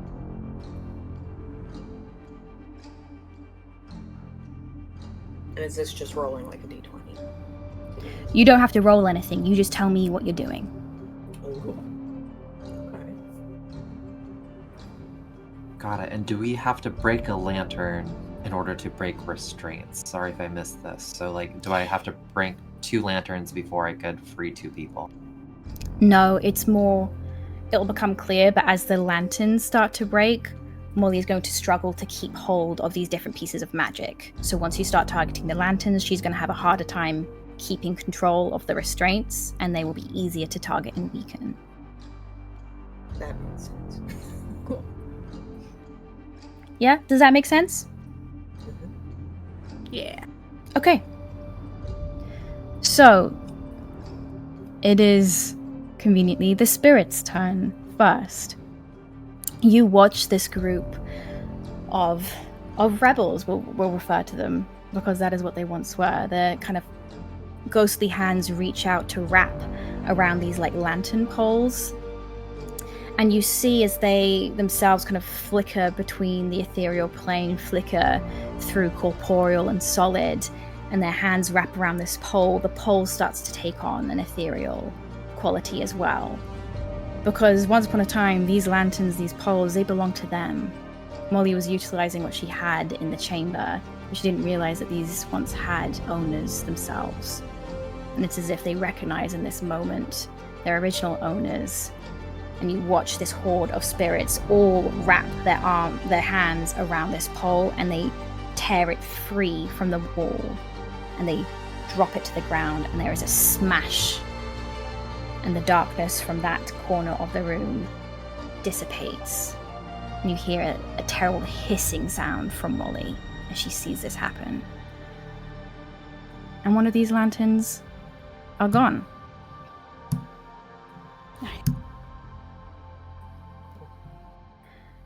Next up, however, is Molly.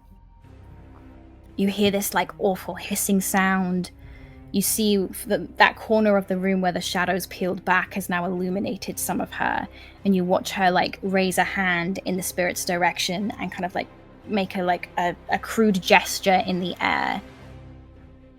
And nothing happens. The spirits kind of like turn their heads to look at her, and you see that kind of like frozen like hesitation on her face as she understands that she doesn't own these souls and she has no control over them, and the components that may have once lended her that ability are not here.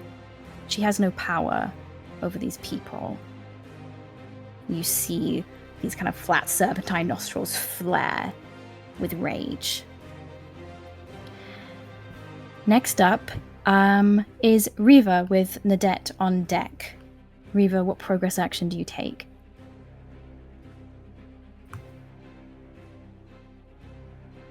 I think my progress action is, I think first I'm going to start with Nadette and try to make a progress action to break free her restraint. Sure. So we will mark 1 against Nadette.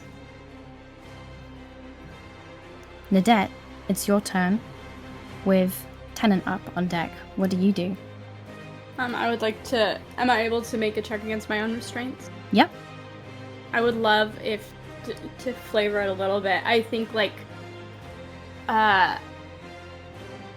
the first thing that breaks is, like, this grotesque smile, and it just, like, a really deep, angry frown comes, and just, like, the power of Nadette being like, actually, I'm not gonna be happy for you, motherfucker, like, shatters the ropes, holding her in this form.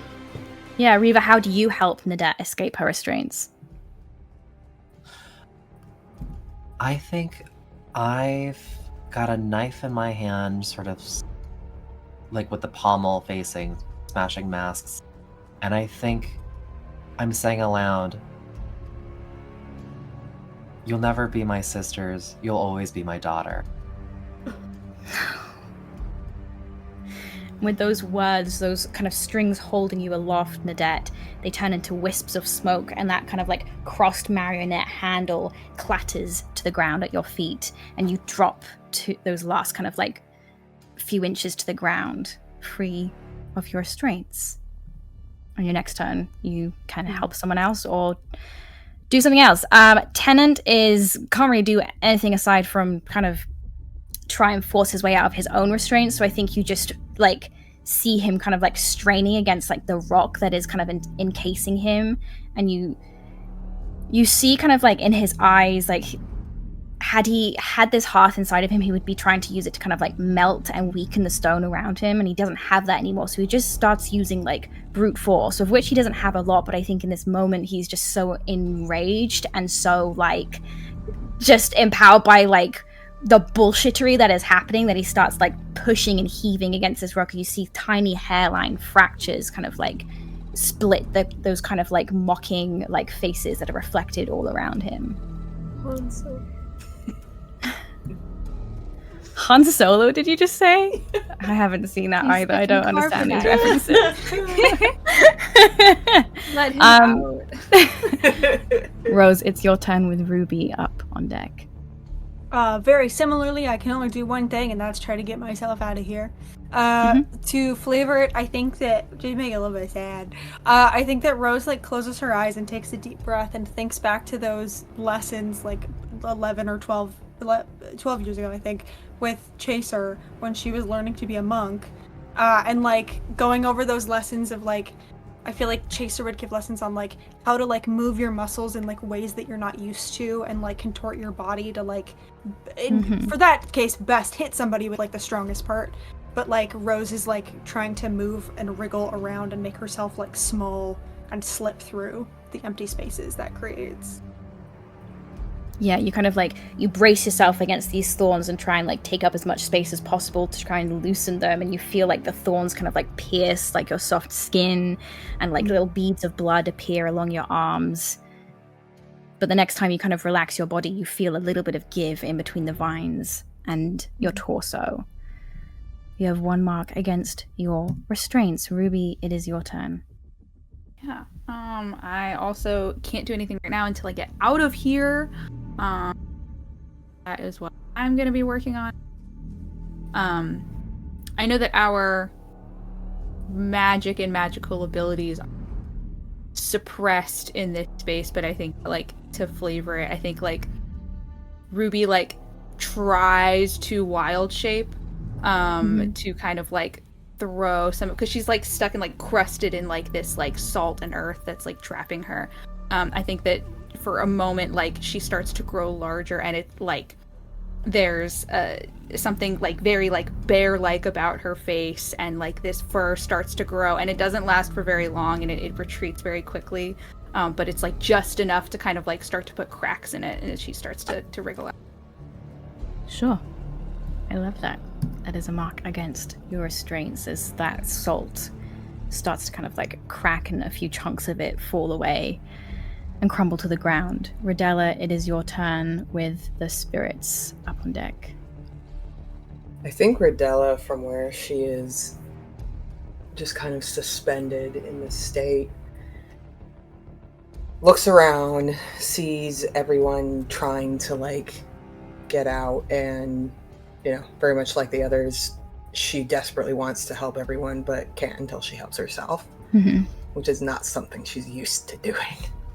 And so I think she takes a minute to kind of try and like block out everything else that's going on and everyone else that needs help. And I think she, you know, being pulled in all these different directions, she's like, I need leverage somewhere. I need to loosen something. And I think she twists her hip, and her leg kind of unlocks and comes off, giving her some kind of like leeway to work with. Sure. Yeah, I love that description. You kind of like twist, and as your leg kind of unlocks, that like part of the rope kind of, you feel it go slack against the pull on the rest of your body. And that is 1 mark against your restraints. Everyone except for Nadette, who is free, only needs 1 more progress action to free themselves. It is the spirits next, with Molly up on deck. And the spirits go from one side of the room to the other. And Reva, you see as they pass through the kind of like statues that had lined themselves up in front of you, a lot of them pass through the statues entirely, and you realize that as they moved, that was again entirely illusion based to trick you. And the statues are just in their original positions, in their original poses. And as the spirits move through them, wind through them, you see them kind of like leave lingering like touches on their bodies, little acknowledgements of love and care and hope. And they cross the room to the other side and they grab another lantern. You hear another kind of like hiss of rage coming from where Molly is, and they pull at it and they tug, and it smashes to the ground, and these shadows evaporate with this like lightning kind of like tension being snapped. It is Molly's turn. Having realized she has no power over these souls, she kind of like, you see her kind of grit her teeth so hard that like part of her jaw cracks, and she clenches her fists so tightly that her own long kind of like webbed fingernails dig into the soft flesh of the heels of her palm. And she glares, and you hear like a bit of a rumbling sound. And again, a black feather falls from the ceiling. And as it lands on the ground, just as it did before, you hear with a bone crack, these spider-webbed hands and feet and claws and feathers emerge from this single speck of black into this towering 20-foot tall bird as Molly summons Wallow to the room. It's Wallow's turn after Molly. And Wallow swings its great head. You hear that monotonous groaning, kind of like chattering sound in the back of its throat. And it pauses. There is a strange flicker of recognition in one of its red eyes as it faces these spirits that surround it. And for just a moment, its head lowers slightly. You hear Molly cry out, "What are you doing?" And Wallow looks back to Molly and looks back to the spirits, and you see it kind of like frozen. And for the first time in your memory, it seems conflicted between the two. Molly raises her voice again. "Oh, would you rather return to the darkness, eh? I am the only light you have ever known. I am your only freedom." It is Reva's turn next, with Nadette up on deck.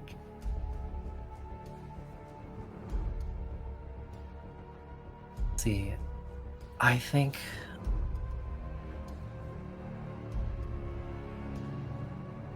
next I want to go to Ruby.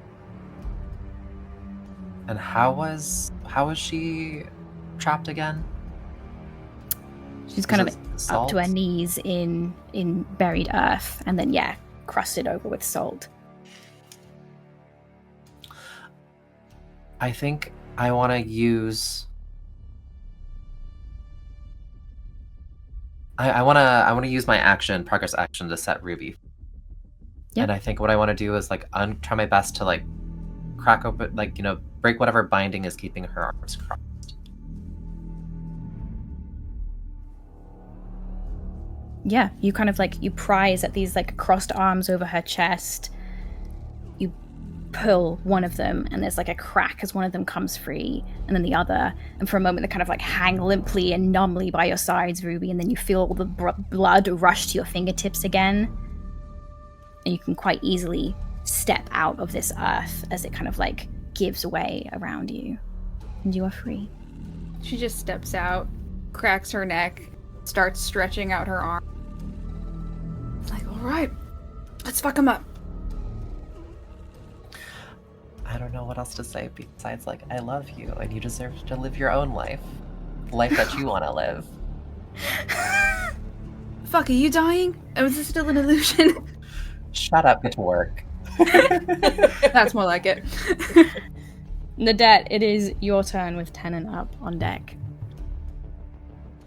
I think Nadette, like, first instinct is to go to, like, help the family, but sees Riva going, sees Ruby is free, and is like, they'll be fine. And so I think is going to, like, focus on a lantern that is, like, farthest away from the ghosts, if I can, like, try and find one far away. And I think it's just gonna, like, sprint, and I don't think even, like, doesn't even, like, really enter real rage, just is so angry and pissed that I think just, like, as is running, like, are the lanterns on the ground hanging? They're kind of, they're, like, long stakes, kind of, like, I'm losing my words today. They're, like, staked into the ground right by the outer perimeter of the walls. So you can, like, pull the stakes out from the ground and, like, smash them on the ground. Perfect. I think as Nadette runs, like, doesn't even slow, so she, like, kind of rams into the wall. Like, as she gets close, uses the bottom of her foot to, like, kick the lantern up into the air and just punches it into the wall so it shatters, and then, like, catches herself a little bit. Beautiful. Taking an action against that lantern. I'm gonna beat the shit out of this lantern. It makes this, like, reverberating, like, clang as it, like, smashes against the wall. You see that kind of, like, the glass that's in that lantern, like, one of the panes of it kind of, like, shatters and breaks. And for just a moment, the shadows in that area of the room flicker. And then they kind of, like, reverberate again. It's weakened, but it's not completely smashed. It is Tennant up next, and all he can really do is kick his way out of this fucking stone. And I think, again, he just kind of, like, I think inspired a little bit by you, Nadette, who just, like, punches this thing. I think he's like, yeah! And just with all of his might, kind of, like uses, like, the tense edges of his body to kind of, like, push himself the rest of the way, to push the cracks the rest of the way. And you see cracks and fissures run through these kind of, like, reflections surrounding him, and he kind of, like, catches one in the eye as he kind of, like, the last crack goes through it, and he just goes, oh, fuck off, and, like, pushes his way, and the stone cracks and crumbles and drops around him as he kind of, like, staggers out and drops to his knees with the effort of it. And Tennant is now free. You really all get the impression now that Molly is so, like, torn between, like, trying to save the lanterns, trying to summon Wallow, trying to, like, her attention is drawn in different directions, and you can feel, like, those restraints on you wither and die. Rose, you are up next with Ruby on deck. Yeah, same thing as before. I think Rose kind of, like, creating as much space as she can, then uses, like, that progress to, like, lift her knees up and brace her feet on the opposite side of the vines, and then using, like, the strength of her core just, like, pushes them physically apart until she can... Honestly, I think she breaks them. I think she shreds them. That's hot. Yeah, with the kind of, like, wet tearing sound, these vines, like, pull and break apart, and you see as they kind of snap and drop to the ground, that kind of thorny, like, long elongated crown that had been perched mockingly on your head just drops with this finality at your feet. You are now free. Slay. Ruby, you are up on deck. Nope, you were here. Bridella, you're up on deck. Here. Awesome. I think the only person still restrained is Rodella. So I'm just very quickly, like, ducking and pulling that hunting knife out. I'm gonna go and, like, just slash at all of the ropes restraining Rodella the rest of the way. I think very quickly, like, takes their leg and puts it back in their hands and is like, I don't know how to put that back on. You gotta do that. And then I think, like, watching what happened with all of the spirits and with Wallow, turns and is gonna try to, like, make eye contact with Randall, and is like, just let her hear your voice, just remind her who she is. And then I think is gonna start chanting the names again, this time, like, loud and reverberating throughout this entire chamber, just as many as she can remember, probably accidentally making some up, but, like, fuck it, it doesn't really matter. Like a school teacher, like, skipping over. The substitute teacher sketch is real. But just, I think just starts calling them out as much as she can. Yeah. Ridella, you are freed from these ropes. You kind of drop quite heavily onto like your chest and have the wind knocked out of you a bit as gravity seems to like release you, and these ropes kind of like go slack at your wrists and ankles. I think Ridella gratefully takes the leg back. Just kind of going like, well, didn't need her to do that. She puts it back on and kind of like reconnects it, shakes it out a bit, and then turns to kind of like survey the situation to see what's left to do. And I think decides to go and help Nadette with that lantern. So I'm gonna go kick the lantern with my metal leg. Yeah, Nadette lands that punch, and then seconds later, Ridella, you kind of come up from behind her and follow up with like a kick with the leg.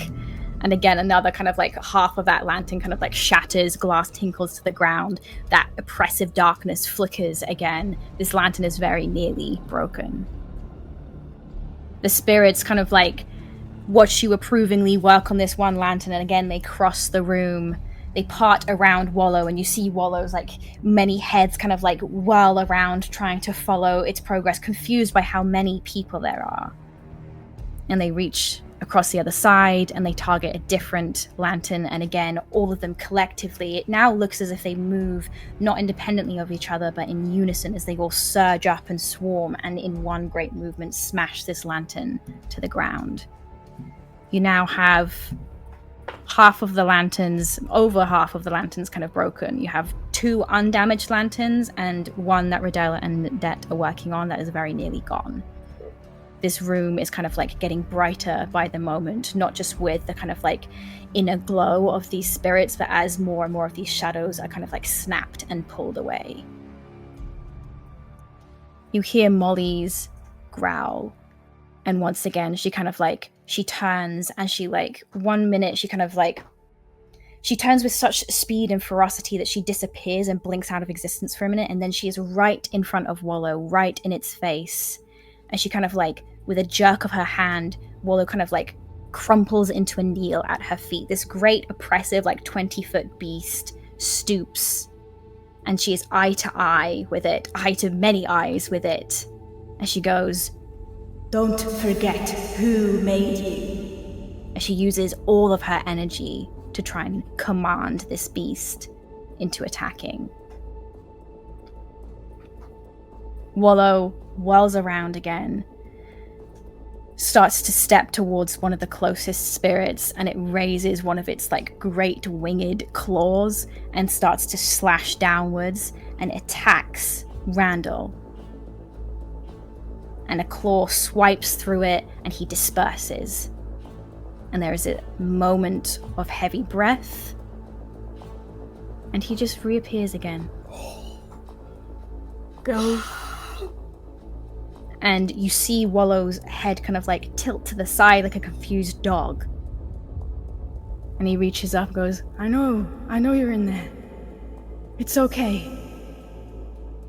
And Wallow takes a shaky step back.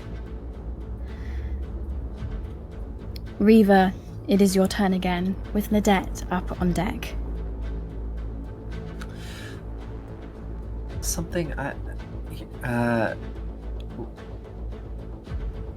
Is there anything that I can do? I'm just trying to think this out in terms of like, I have a combination of misdirection and Mage Slayer abilities. I would love to do something here at this moment to try to distract Molly and keep her from like exerting control over Wallow. Sure. So can I break free from this like action paradigm against the, Yeah. lanterns and the restraints and just sort of like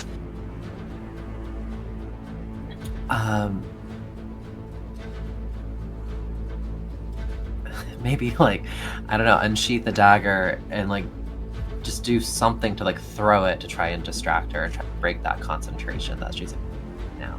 Would you like to throw it at her? Would you like to like hit her with it? I mean, I would love to. Yeah, you can do that. Okay. Again, you don't have to roll for it. Just tell me like what happens as you throw this dagger at Molly and it lands. I think the most distracting thing that I could do is when she looks at me, I want to smirk. Because that's the thing. Yeah. She whirls around.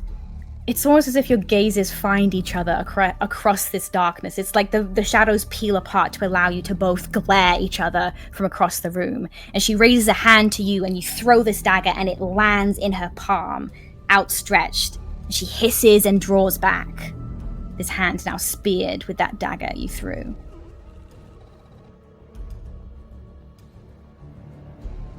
So, we'll see how that affects her next turn. Nadette, what are you up to? It's Tennant's turn up on deck. I have this. My mom just absolutely kicked the shit out of this lantern. So I think I'm going to, like, pick it up off the ground and just, like, hold it and just, like, smash it like a pop can. Just, like, just absolutely crush it with all the strength in me. And I think as it, like, flattens beneath my hands, I think I just, like, whisper into it so quietly I don't think even Rodella can hear, and just be like, I am who I say. And I'm gonna throw it. And look for the next lantern to destroy. Yeah, there are 2 left. I pick one and start running. Okay.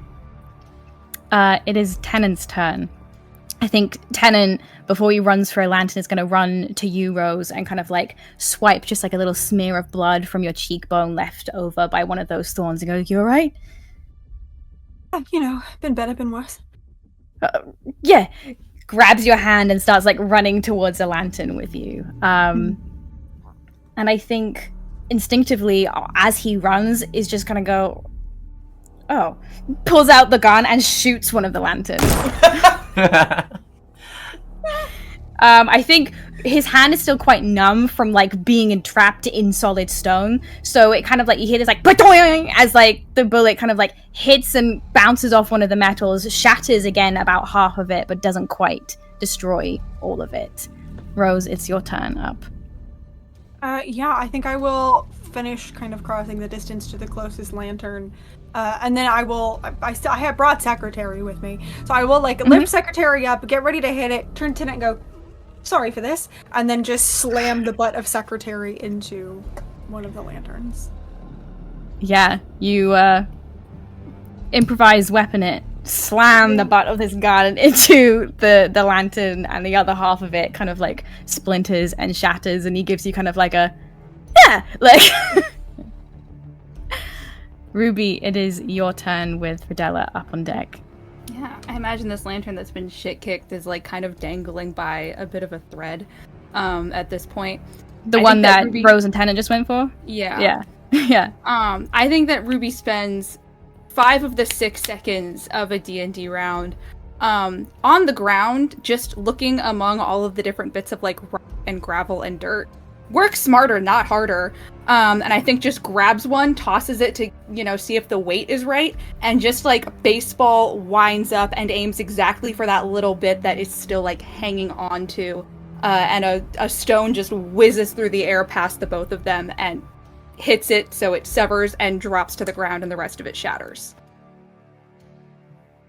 Hell yeah. There is 1 lantern left. Rodella, what do you do? I mean, I'm looking over there. I can see Nadette running, so I think I start following after. And I'm keeping an eye on Molly and Reba as, you know, I kind of keep glancing back over. Do I see the dagger land in Molly's hand or anything? Yeah, you see Reva swing a dagger at her, and it like kind of like pierces the palm of her hand, and she withdraws, hissing. You see that moment. Okay. Then I go, okay, she's got a handle. I keep running. And then yeah, I'm gonna I've got my spikes. I'm just gonna shoot one of my spikes at it. Yeah, shoot a spike at it. Yeah, That's a weapon. It's not magic, right?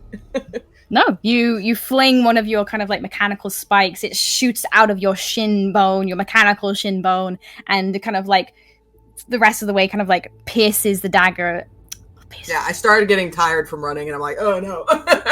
Sure. Pierces one of the windows of this lantern as it fractures.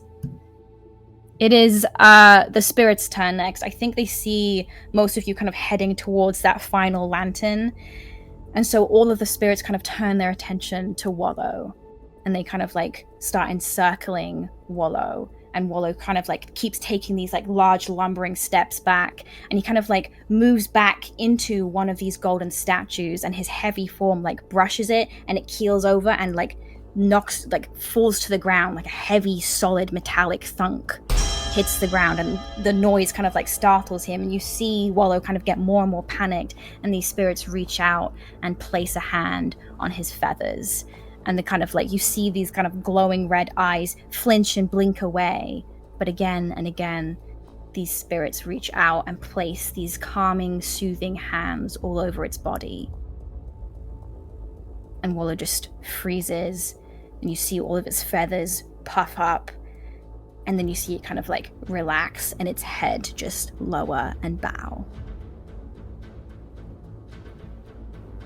It is now Molly's turn. She watches this scene with this just pure hatred on her face. This is just not anything she was ever expecting. She'd never expected you to use something like this against her. She looks at you, Reva, makes eye contact with you, and pulls the dagger from her hand and lets it drop to the ground with this kind of like echoed finality. She goes, okay, fine. Last chance. And kind of like, there's a pregnant pause as she kind of like waits for your answer.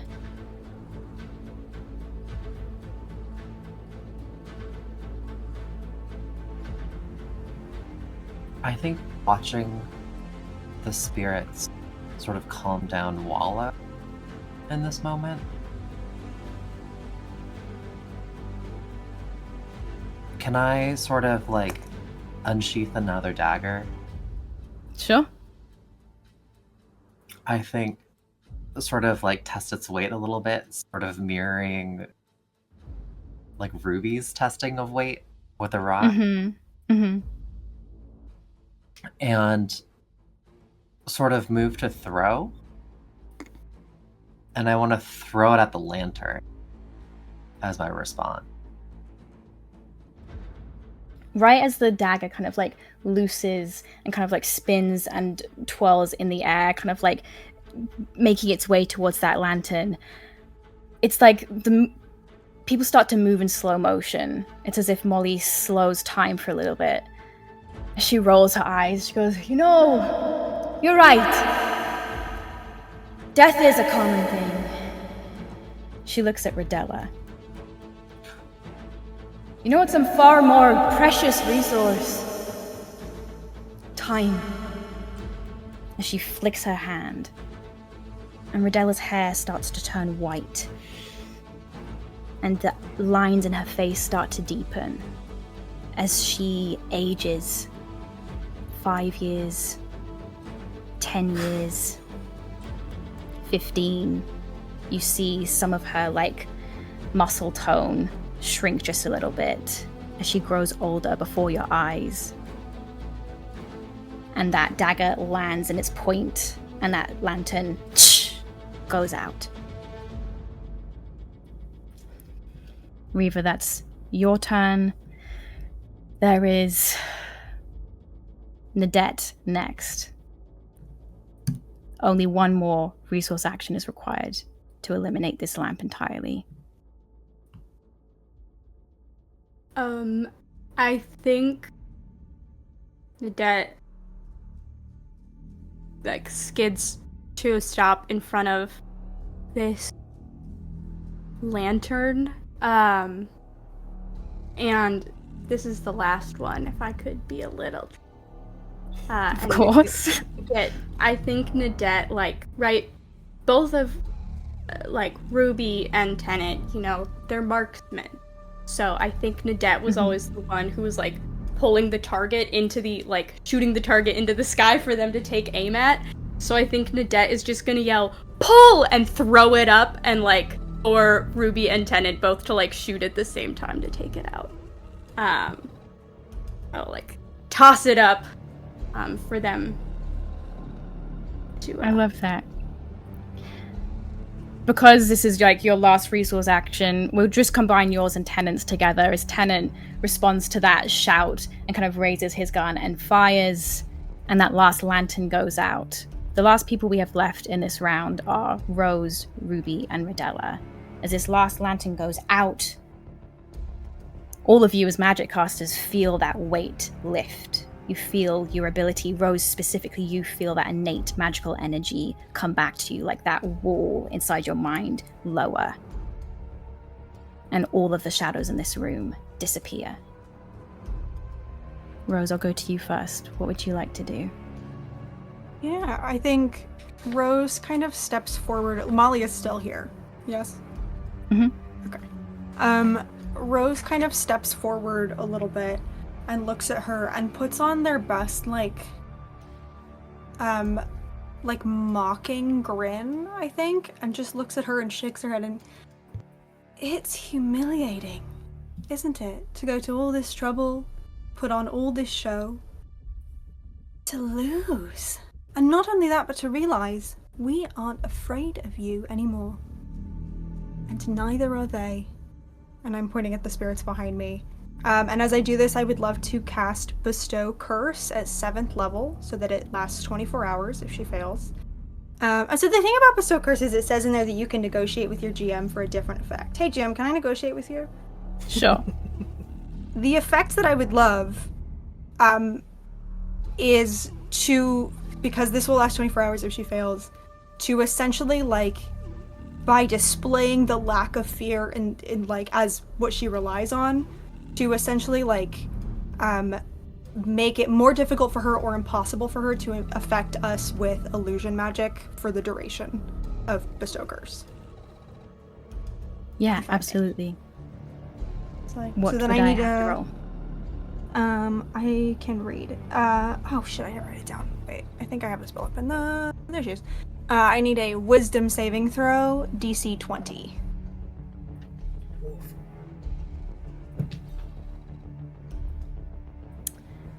That is a natural one. The dice said Rose can have one thing today, and I'm glad it was this one. Molly kind of like, you see that hatred kind of like start to like creep across her face. You see those like fish-like eyes narrow and almost like bloat with hatred. And then the kind of like weight of your words deliver that curse to her. And you see the kind of gills at her chest start to suck in air a little bit harder, a little bit faster. And whatever retort was kind of like curling on her tongue dies in her throat. As Faye meets Faye, and she feels your curse take hold of her. Ruby, it is your turn.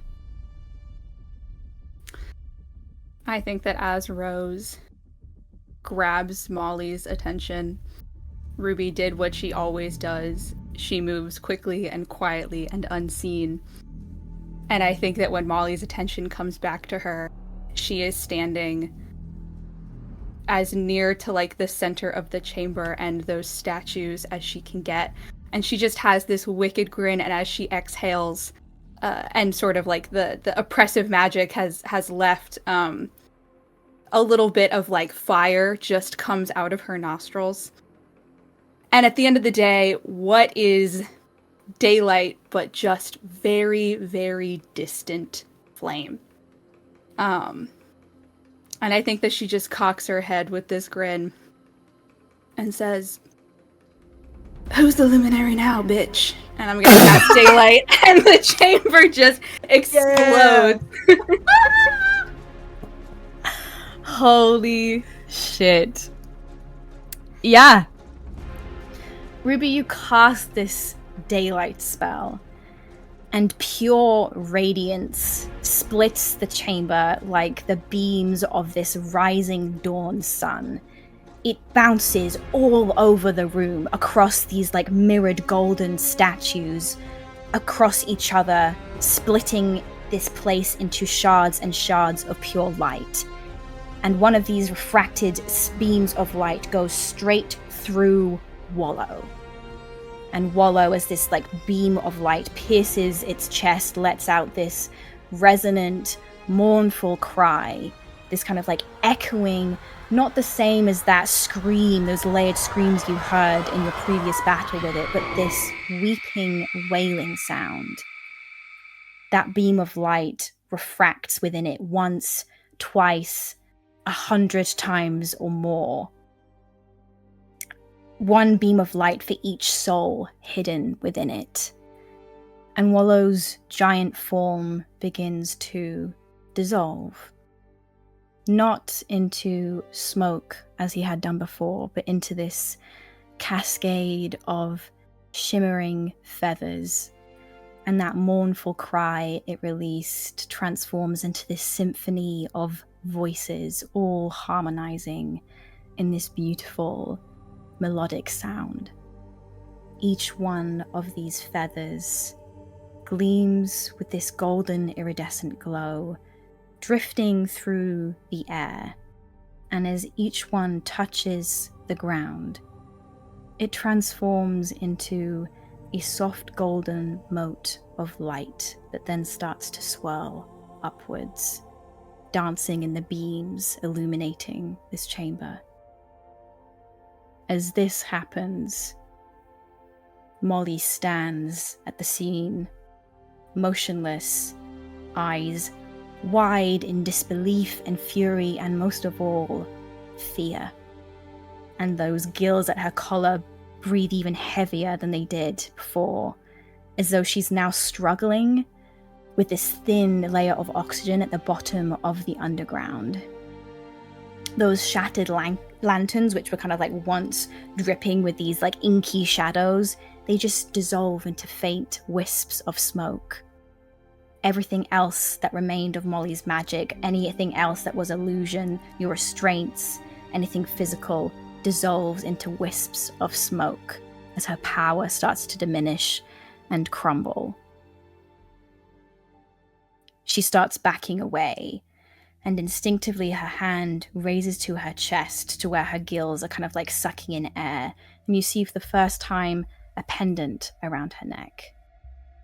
At the center, hanging on this chain, is something that looks to be a shape carved from bone, a white crow, and she clutches it in a fist.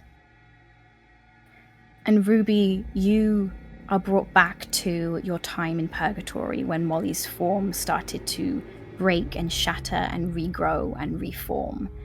And as her hand, her shaking webbed hand, clutches at this pendant, you hear snapping and cracking as bone breaks and reforms around her. A sea mist starts to swirl and form waves at her feet. A torrenting whirlpool starts to form around her, and you see amongst this like dark kind of brackish water, these like serpentine tendrils, these tentacles start to swirl at her feet. Molly finds your eyes, Reva, and her voice, which is now taken on this kind of guttural, otherworldly tone, hisses. You know what happens when no one bends, Reva. It's just ashes and ruin and blood, and now you have set it all in motion again. And that storm she'd summoned around her collapses inwards, and that last thing you see is a shadowed outline of these large tentacles disappearing into the depths. And now left behind is this faint, salty scent. You hear distantly, as if in the tunnels far away, a rumbling. It doesn't take much to assume that crypt you discovered earlier is being put in motion again as Molly transports herself back to her lair. That fine sea salt spray, that fine mist, settles onto the golden statues, and as it kind of like drifts through the air, those golden motes of wallow that had started drifting through collide and intermingle with that mist, and they form these like dazzling kind of sunbursts. And those sunbursts get larger and larger, and in these kind of like winking moments of light, they coalesce into faint, spectral, golden figures. One of them you recognize as Sally. And in a moment so human, she might be real for a second, she turns, searching the crowd for a familiar face, and finds it, and starts to run across the room. You can almost hear the impact of her feet on earth as she does so. And her husband crash into each other in a solid embrace, and all around the room, people find each other, grab onto each other, run across the room to each other, and collide. And as they collide, more sunbursts kind of like blind you momentarily, and as they fade out of existence, so do the figures. All that is left behind is an empty chamber and lingering sea mists that clings to the remains of these golden statues. But they soften the edges of it somewhat. These figures, which were once haunting and horrific and symbols of great suffering, they now seem like monuments to a tragedy long past. The corpses that were inside them, the bones that were visible before, are no longer there. They are empty shells. What would you all like to do in this moment?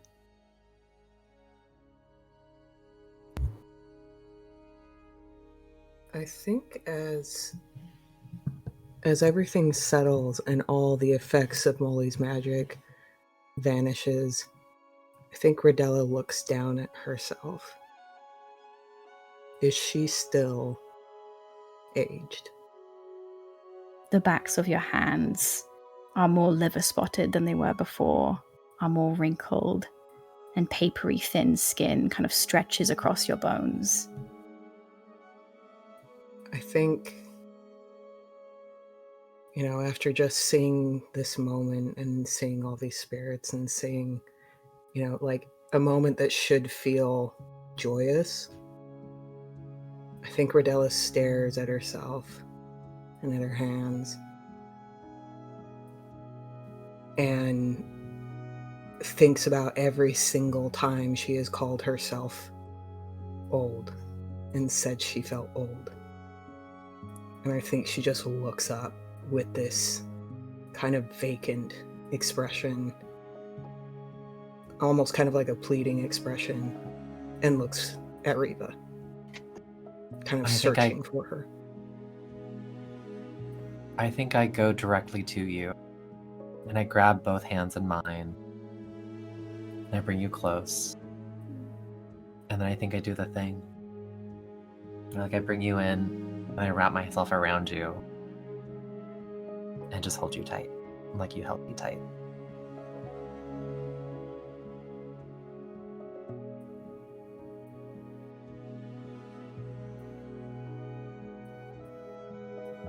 Rose, you feel Tennant's fingers thread with your own.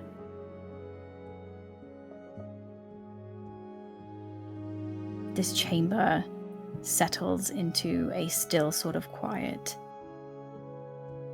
Your task is done, but the battle is not won yet.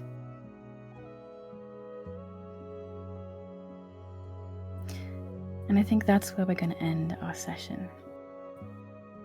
Thank you all for watching. We'll see you next time, where hopefully we kick this fishy lady in the butt once and for all.